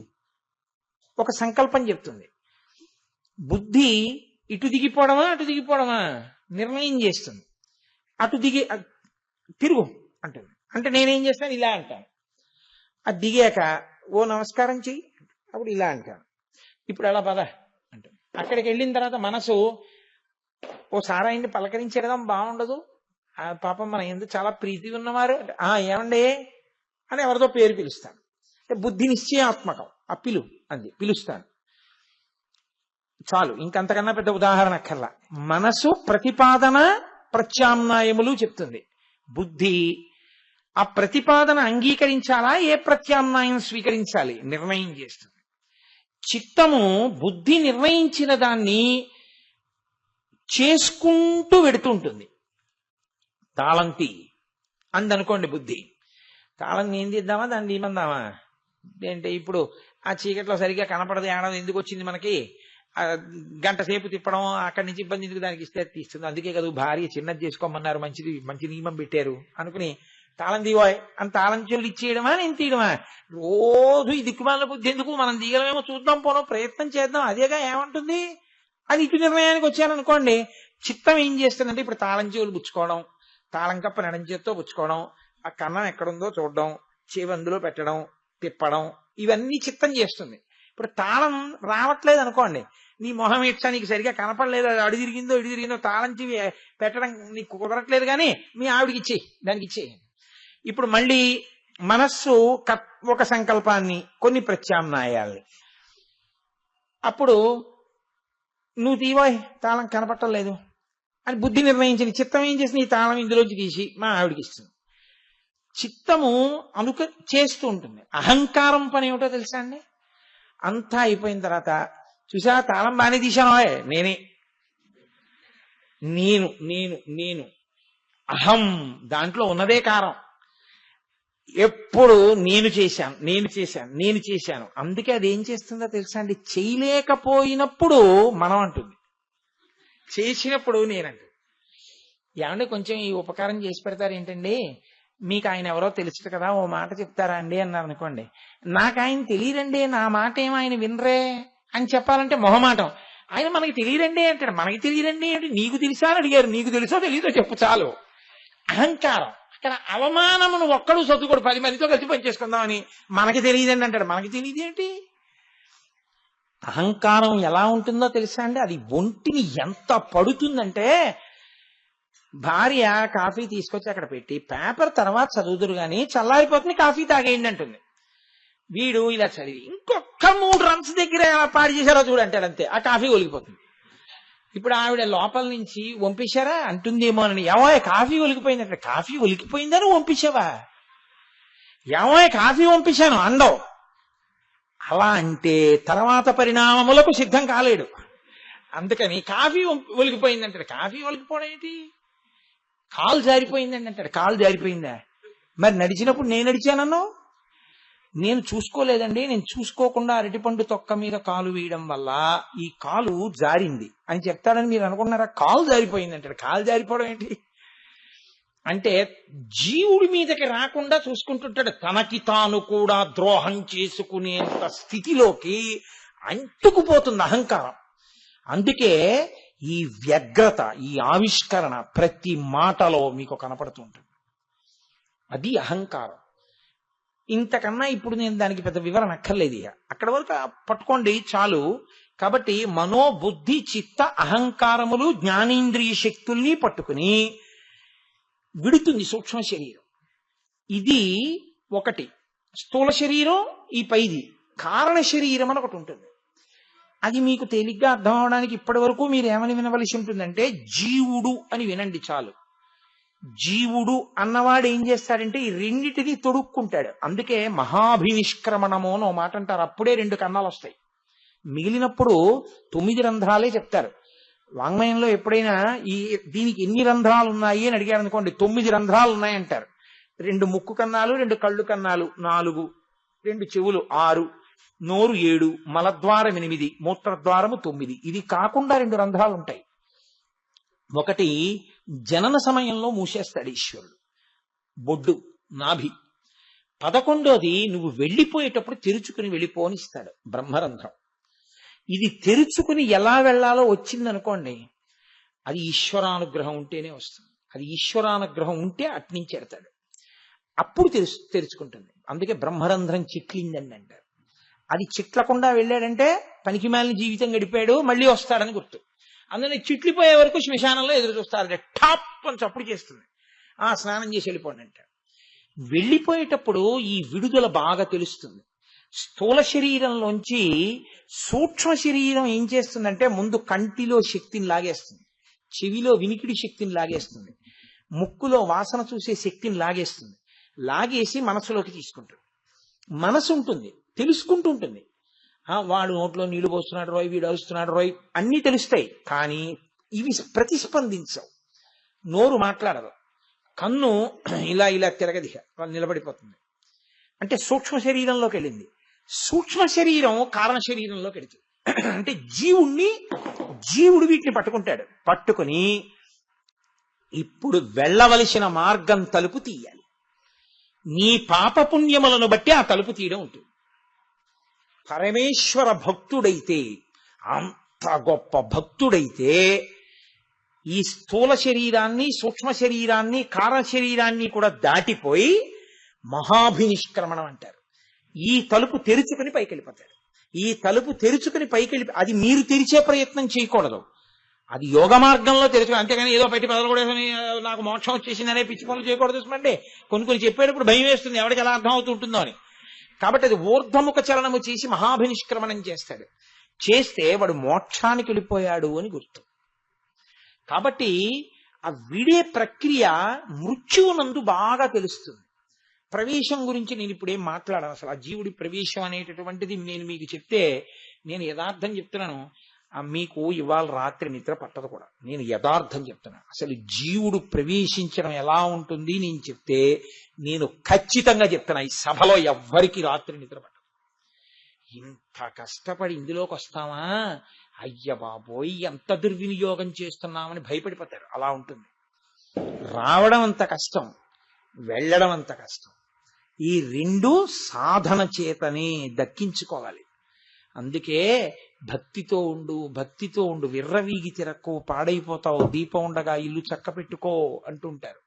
కాబట్టి ఈ స్థూల సూక్ష్మ కారణ ఈ శరీరములను పట్టుకుని జాగ్రత్త, స్వప్న, సుషుప్తి 3 అవస్థలు వస్తాయి. జాగ్రత్త అంటే ఇదంతా పనిచేయడం మొదలు పెడుతుంది. జాగ్రత్త. స్వప్న, స్థూల శరీరం ఉండదు, ఇదంతా అలా పడి ఉంటుంది. దీన్ని ముట్టుకోండి తెలియదు, దీని మీద లడ్డు పెట్టండి తెలియదు, కళ్ళ ఎదురుగుండా కొడుకు వచ్చి నిలబడినవ్వండి తెలియదు, నిద్రపోతున్నాయన్ని. స్థూల శరీరం పనిచేయదు, సూక్ష్మ శరీరం పనిచేస్తుంటుంది ఇంకా. కాబట్టి మనసు ఈ కంటితో కాకుండా వేరొక కంటితో చూస్తుంటుంది. కాశీ వెళ్ళినట్టు కల వస్తుంది. కాశీ చూశానంటాడు. లేకపోతే ఎవడో కొరడా పెట్టినట్టు కలొచ్చి భయం వేసి అమ్మో కొట్టేస్తున్నాడో అంటూ లేస్తాడు. మీ మొహం ఇచ్చా మీకు అలాగే అందుకే అంటాను విభూతి పెట్టుకుని ఆంజనేయ స్వామి దర్శనం పడుకోమని అని. ఇంకా వాడి కోడి తేరగా దొరుకుతాడు. పొద్దున్నే వాడి ఇంటికి వచ్చేసి ఇక వాడి తలుపు కొట్టేసి ఏమంటే కలొచ్చింది ఇలా రావచ్చా అని ప్రశ్న. నీ జీవితం మార్చుకో, అలాంటి కళలు రావు. కాబట్టి సూక్ష్మ శరీరం అక్కడ జాగ్రత్త, స్వప్న, సుషుప్తి. సుషుప్తి ఎందు ఏమైపోతుందంటే జీవుడు సుఖాన్ని అనుభవిస్తాడు కానీ ప్రజ్ఞ ఉండదు. కారణ శరీరంలో జీవుడు ఉంటాడు. లేకపోతే చచ్చిపోయిన వాడికి నిద్రపోయిన వాడికి తేడా ఏమన్నా చెప్పండి. చచ్చిపోయిన వాడికి కదలడు, వీడికి కదలడు. వీడి ముందు మీరు వెళ్ళి నిలబడితే తెలియదు, వాడికి తెలియదు. కాబట్టి తీసుకొచ్చేయండి చాప తాళ్ళు అంటున్నారా? లేస్తాడండి రేపు పొద్దున్న అంటున్నారు. పైగా తలుపు వేసి ఉంచండి పాపం పడుకున్నాడండి అంటున్నారు. కారణ శరీరం సుఖాన్ని అనుభవిస్తాడు. స్థూల సూక్ష్మ శరీరములు కూడా జీవుల్లోకి వెళ్ళిపోతాయి. అప్పుడు జీవుడు ఒక్కడే విశ్రాంతిలో ఉంటాడు. కానీ అది ఏ సుఖమో మీకు తెలియదు. ఏమయ్యా రాత్రి బాగా పడుకున్నావా? భలే నిద్ర పట్టిందండి అంటే ఏమిటి భలే అంటే? గాఢ నిద్రలో ఏమిటి ఆ సుఖం అన్నాను అనుకోండి. సుఖం ఏమిటని అడుగుతారు. ఏంటంటే ఎంత హాయిగా ఉందో నిద్రపోయినప్పుడు అంటాడు. ఏమిటా హాయి చెప్పలేడు. కారణం ఏమిటో తెలుసండి, అజ్ఞానావస్థ. కారణ శరీరమునందు జీవుడు ఒక్కడే ఉంటాడు. అందుకే జాగ్రత్త, స్వప్న, సుషుప్తి దేనికి ఫలితాలంటే జాగ్రత్త స్థూల శరీరానికి. అలా అది ఆ అన్వయం ఉంచండి. అది మళ్ళీ స్వప్నము ఎక్కడ పెద్ద అయోమయం వస్తుందంటే స్వప్నావస్థ, నిద్రావస్థ. స్వప్నావస్థ సృష్టి అవస్థ. సృష్టి, స్థితి, లయ మూడు ఉంటాయి కదండి. సృష్టి జాగృతిలో వస్తుంది. అంటే అన్ని కదులుతాయి కాబట్టి సృష్టి, అన్ని కదులుతాయి కాబట్టి స్థితి. తెలుసుకుంటూ ఉంటాడు, ఇది ఉంది అది లేదు, దీన్ని ఇలా పెట్టుకుందాం దీన్ని ఇలా పెట్టుకుందాం, స్థితిలో ఉంటాడు. లేనిది కల్పిస్తే కాదు, కొత్తగా ఏదైనా తీసుకొస్తే సృష్టి. సృష్టి ఎప్పుడు చేస్తాడో తెలుసా అండి? స్వప్నంలో చేస్తాడు. కాశీ అక్కడ లేదు, కాశీని తెస్తాడు. శివలింగం అక్కడ లేదు, శివలింగం తెస్తాడు. కొరడాకు పెట్టి కొడుతున్న వాడు లేడు, తీసుకొస్తాడు. వాడికి ఆకలి లేదు, ఆకలి అవుతున్నట్టు ఉంటాడు. మేడ నుంచి పడిపోయాను అనుకుంటాడు, మంచం నుంచి కింద పడిపోతాడు. తాను మరుగుదొడ్లోకి వెళ్ళి మూత్ర విసర్జన చేస్తున్నాను అనుకుంటాడు, మంచం మీద పోసేస్తాడు. నేను యథార్థం చెప్తున్నాను మీకు. ఎందుకు పోసేస్తారో తెలుసా అండి? తాను మరుగుదొడ్లో ఉన్నాను అనుకుంటాడు. అంటే సృష్టి అలాంటి స్థితి ఏర్పడుతుంది. మూత్ర విసర్జన చేస్తాడు. కాశీ వెళ్ళాను అనుకుంటాడు, పొంగిపోతుంటాడు. కొరడా పెట్టి కొట్టాడు అనుకుంటాడు, భయపడిపోతాడు. అందుకే పీడకలు వచ్చిందండి నాకు రాత్రి ఏమిటోనండి బాబు అలా వచ్చింది అని దాని పీడ, దాని భయం జాగృతిలో కూడా వదలదు. అందుకని స్వప్నము సృష్టి, లయ, ఏమీ తెలియకుండా సుఖనిద్ర కారణ శరీరం, గాఢ నిద్ర సుషుప్తి. అందుకని జాగృతి, స్వప్న, సుషుప్తి, స్థూల సూక్ష్మ కారణ, ఇన్ని రకాలుగా సృష్టి, స్థితి, లయ మూడుగా తిరగడమే తప్ప అసలు ఈ మూడుని దాటి నాలుగుకి వెళ్ళగలిగిన వాడు ఉండడు. అందుకే ఉపనిషత్తు ఏమందంటే పురత్రయే క్రీడతి యస్య జీవాః తతస్తు జాతం సకలం విచిత్రం అంది. వీడి మూడులో తిరగడం వల్ల ప్రపంచం వచ్చింది. ఈ మూడు దాటి నాలుగు కెడితే ప్రపంచం లేదు, నిష్ప్రపంచం. విశ్వందర్పణ దృశ్యమాన నగరీ తుల్యం నిజాంతర్గతం అంటారు శంకర భగవత్పాదులు. ఎన్నేళ్లు బతికాడన్నది కాదు, లేచి తిరిగాడు, పడుకున్నాడు, గాఢ నిద్రపోయాడు, అంతే విభాగం. ఈ మూడుగా తిరుగుతున్నటువంటి స్థూల సూక్ష్మ కారణ శరీరములను దాటి వెళ్ళగలిగితే దివ్య కారణ శరీరం ఉంటుంది, అది భగవానుడు. ఈ మూడిటి అజ్ఞానంతో కొన్ని కోట్ల సంవత్సరముల నుంచి అనేక కోట్ల జన్మలెత్తి తిరుగుతున్న జీవుడి యొక్క స్థితిని జ్ఞానము చేత పరిపక్వం చేసి ఈ మూడు కాదురా, ఈ మూడు దాటితే పరమేశ్వరుడే. ఒక్క బాణంతో కొడతాడు ఆయన. ఒక్క బాణం ఆయన ఇచ్చే జ్ఞానం.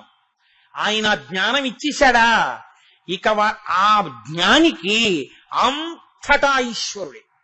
ఇది నిద్రపోతోందంటాడు, ఇది లేచిందంటాడు, ఇది తిరుగుతోందంటాడు, దీనికి కలొచ్చిందంటాడు తప్ప దీని నిద్రకి, దీని కలకి, దీని తిరగడానికి ఆయన సాక్షి.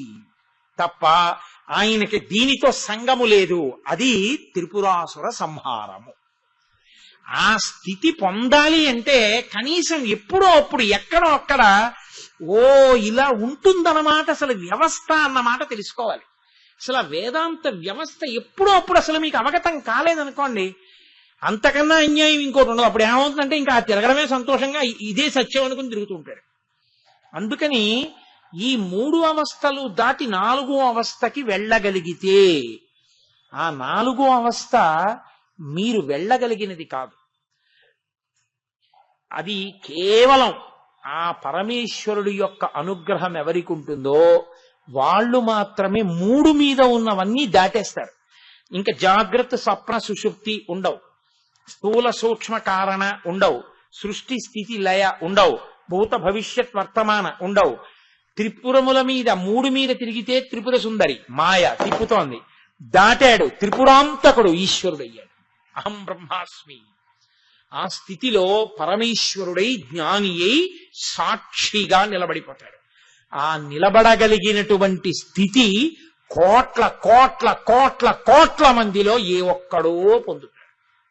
అలా పొందాలన్న ఆర్తి మొదలైతే, శ్రవణము మొదలు పెడితే, భక్తితో ప్రారంభం చేస్తే ఆ కోట్ల కోట్ల కోట్ల మందిలో ఆ ఒక్కడు ఈ సభలోనే ఉండి ఉండవచ్చు. కాబట్టి ఆ ఈశ్వరానుగ్రహం కోసం భక్తితో కర్మాచరణం చేస్తే ఆ ఈశ్వరుడు ఏం చేస్తాడంటే 3టిని దాటిస్తాడు. దాటించి బ్రహ్మరంధ్ర భేదనం చేయించి ఈశ్వర సాక్షాత్కారంతో ఈశ్వరుడిలో కలిసి ఈశ్వరుడిగా వెళ్ళిపోతాడు. ఇక ఆయనకి మళ్ళీ జన్మ ఉండదు. ఆయన అలా ఉండగలిగిన వాడు సావు తర్వాత మోక్షం కాదు, ఆ జ్ఞానం కలిగిన తర్వాత ఇక సాక్షిగా నిలబడిపోతాడు. ఆయన ఏ కష్టమునకు ఆయనకి కష్టం కాదు. మనం ఏం చేస్తాం, దీని మీద కురిపేసింది అనుకోండి, చాలా బాధగా ఉందండి, నాకు కురిపేసిందండి అంటాం. జ్ఞానం ఏమంటారో తెలుసా అండి, దీనికి కురిపేసిందండి, ఇది చాలా బాధపడుతోంది అంటే మరి దీనికి కురిపేస్తే నీకు కురిపేయలేదా? నాకు కురిపేంటి, నాకు కురుపులు అవి ఏం వెయ్యో, నేను ఆత్మ. దీనికి కురిపేసింది పాపం, ఇది బాధపడుతోంది చూసుకోండి. అందుకే రమణ మహర్షికి సర్కోమా వచ్చింది. ఆయన మోచేతి మీద పుండు పుట్టింది, పుట్టి నెత్తురు అలా కారుతూనే ఉంటుంది. ఎంత నిప్పో, ప్రపంచంలో ఉన్న నెప్పినంతటిని రాశీభూతం చేసో చోట పెడితే దానికే సర్కోమా అని పేరు. అంత నెప్పి. ఆయన దగ్గరికి వచ్చి ఆయన అంతేవాసులు, భగవన్ మీకు పుండు పుట్టింది అన్నారు. అంటే ఆయన అన్నారు తప్పు, పుండుకి పుండు పుట్టింది అన్నారు. పుండుకి పుండు పుట్టడం ఏంటి మరి? పుండేది ఈ పుండు పుట్టడానికి? ఇదే పుండు. అయ్యయ్యో ఇది పుండేమిటి? అవును, ఇది బాధ అన్నదానికి సుఖము. సుఖము బాధ. సుఖంగా ఉండి సుఖం ఆగిపోతేనే బాధ. సుఖం అన్నది తెలియకపోతే బాధే సుఖం కదండి. ఇప్పుడు ఈ ఫ్యాను నాకు బాగా ఎరుకలో ఉంది, అది ఆగిపోయింది, నాకు దుఃఖం. అసలు ఫ్యాన్ అంటే ఏంటో నాకు తెలియదు, నాకు ఎప్పుడు సుఖమే. ఓహో ఫ్యాన్ ఒకటి ఉంటుంది, గాలి ఒకటి ఉంటుంది, నాకేం తెలియదుగా, ఇలాగే ఉంటుంది, ఎప్పుడు సుఖంగానే ఉంటాను కదా. కాబట్టి సుఖము దుఃఖమే, సుఖము బాధయే, బాధ బాధయే. కాబట్టి రెండులే, ఉన్నది ఒకటే. సుఖము దుఃఖమునకే కారణము, రెండు కాదు. కాబట్టి పుండుకి పుండు పుట్టినది, నాకు పుండు పుట్టడం ఏమిటి? నేను ఆత్మని, ఆత్మకి పుళ్ళు ఉండవు, ఆత్మకు పుళ్ళు పుట్టవు. అది 3 కాలముల యందు ఉంది. రాత్రి బాగా నిద్ర పట్టిందా భగవాన్ అంటే ఆయన అనేవారు, రాత్రి ఇది బాగా నిద్రపోయింది. మీరు నాకు నిద్ర ఏంటి, ఆత్మ నిద్రపోదు, నేను తెలివిగానే ఉన్నాననేవారు.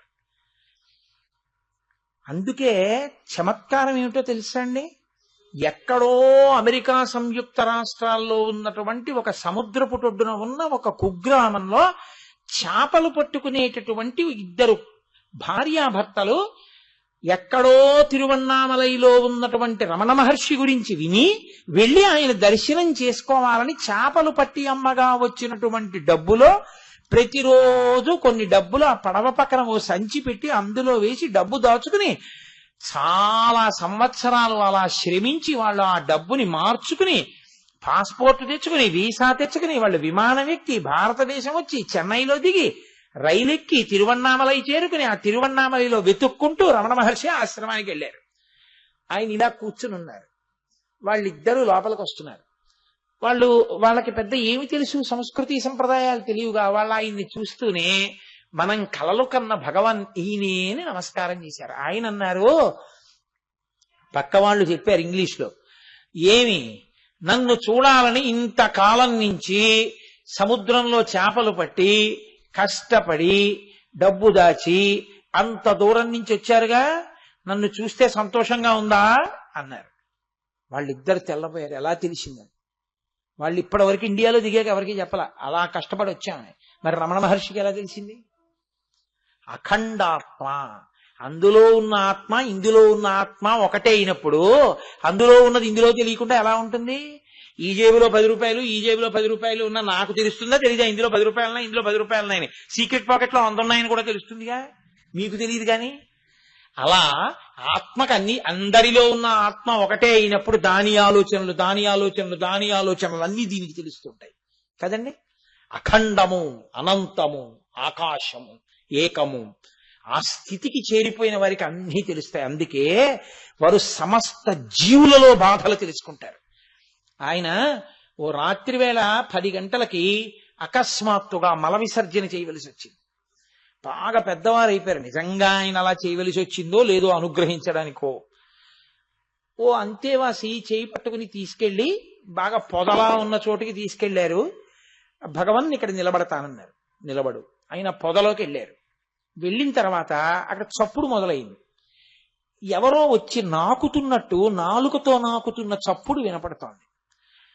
ఈయన ఏమిటి, ఎవరో నాలుకతో నాకుతున్న చప్పుడవుతోంది, భగవన్ మాట ఏమో. ఈయనేమో నా కోసం ఎదురు చూస్తున్నారా, పగటి పూట అయితే మిమ్మల్ని ఎవరు రానివ్వరా, మిమ్మల్ని రాళ్లు పెట్టి కొడతారా, అందుకని ఒక్కసారి చూసి వెళ్ళిపోదామని వచ్చారా, మీరు చాలా బాధలో ఉన్నారు, ప్రశాంతంగా వెళ్ళిపోదురు కానిలేండి, ఇంకా మీరు మళ్ళీ రావక్కర్లేదు, అరుణాచలంలోగా శరీరం వదులుతున్నారు, ఈశ్వరుని యందు కలిసిపోతారు అని మాట్లాడుతున్నారు. అవతలేమో ఎవరో నాకుతున్న చప్పుడు వస్తోంది. ఏమిటి మాట్లాడతారు కానీ నాకుతున్నారు ఏమిటి, ఈయన మాట్లాడుతున్నారు, దగ్గరికి వెడితే బాగుండదు. కాసేపు ఆగి ఆయన వచ్చేసారు. భగవన్ మీరు మాట్లాడుతున్నారు, ఎవరో నాకుతున్నారు, ఎవరన్నారు? మీ అందరూ కనపడితే చాలు ఒంటి మీద ఈగవాలినా అంటుకుంటుందేమో అని భయపడతారే, ఒక ఒళ్ళంతా గజ్జి పట్టేసిన కుక్క, మీ దృష్టిలో కుక్క అని మీరు పిలిచేటటువంటి వారు ఉన్నారే, వారు శరీరం వదిలిపెట్టేయడానికి సమయం ఆసన్నం అయిపోయింది. వారు వచ్చారు, ఒకసారి చూడాలి నన్నని. వారు వచ్చారని వారికి ఒక్కరికే దర్శనం ఇవ్వాలి అంటే మీకెవరు దగ్గరికి రాకుండా ఉండాలని నేను వెడతానన్నాను. మీరు ఇక్కడి నించున్నారు, నేను వెళ్ళాను, వారు వచ్చారు. వారు ప్రేమతో ఇన్నాళ్ళకి నేను కనపడ్డానని నన్ను నాకుతున్నారు, దీన్ని నాకుతున్నారు. వారు అనంతమునందు కలిసిపోయే సమయం ఆసన్నమైంది కాబట్టి వారిని మీరు బెంగ పెట్టుకోకండి, మీరు వచ్చారు, మీ కొరకే వచ్చాను అని వారితో మాట్లాడాను. వారు అరుణాచలమునందు కలిసిపోయారు, రండి మనం కూడా వెళదాం అని ఆయన లోపలికి వెళ్ళిపోయారు. ఆయన కుక్కని కూడా వారు అనే మాట్లాడేవారు.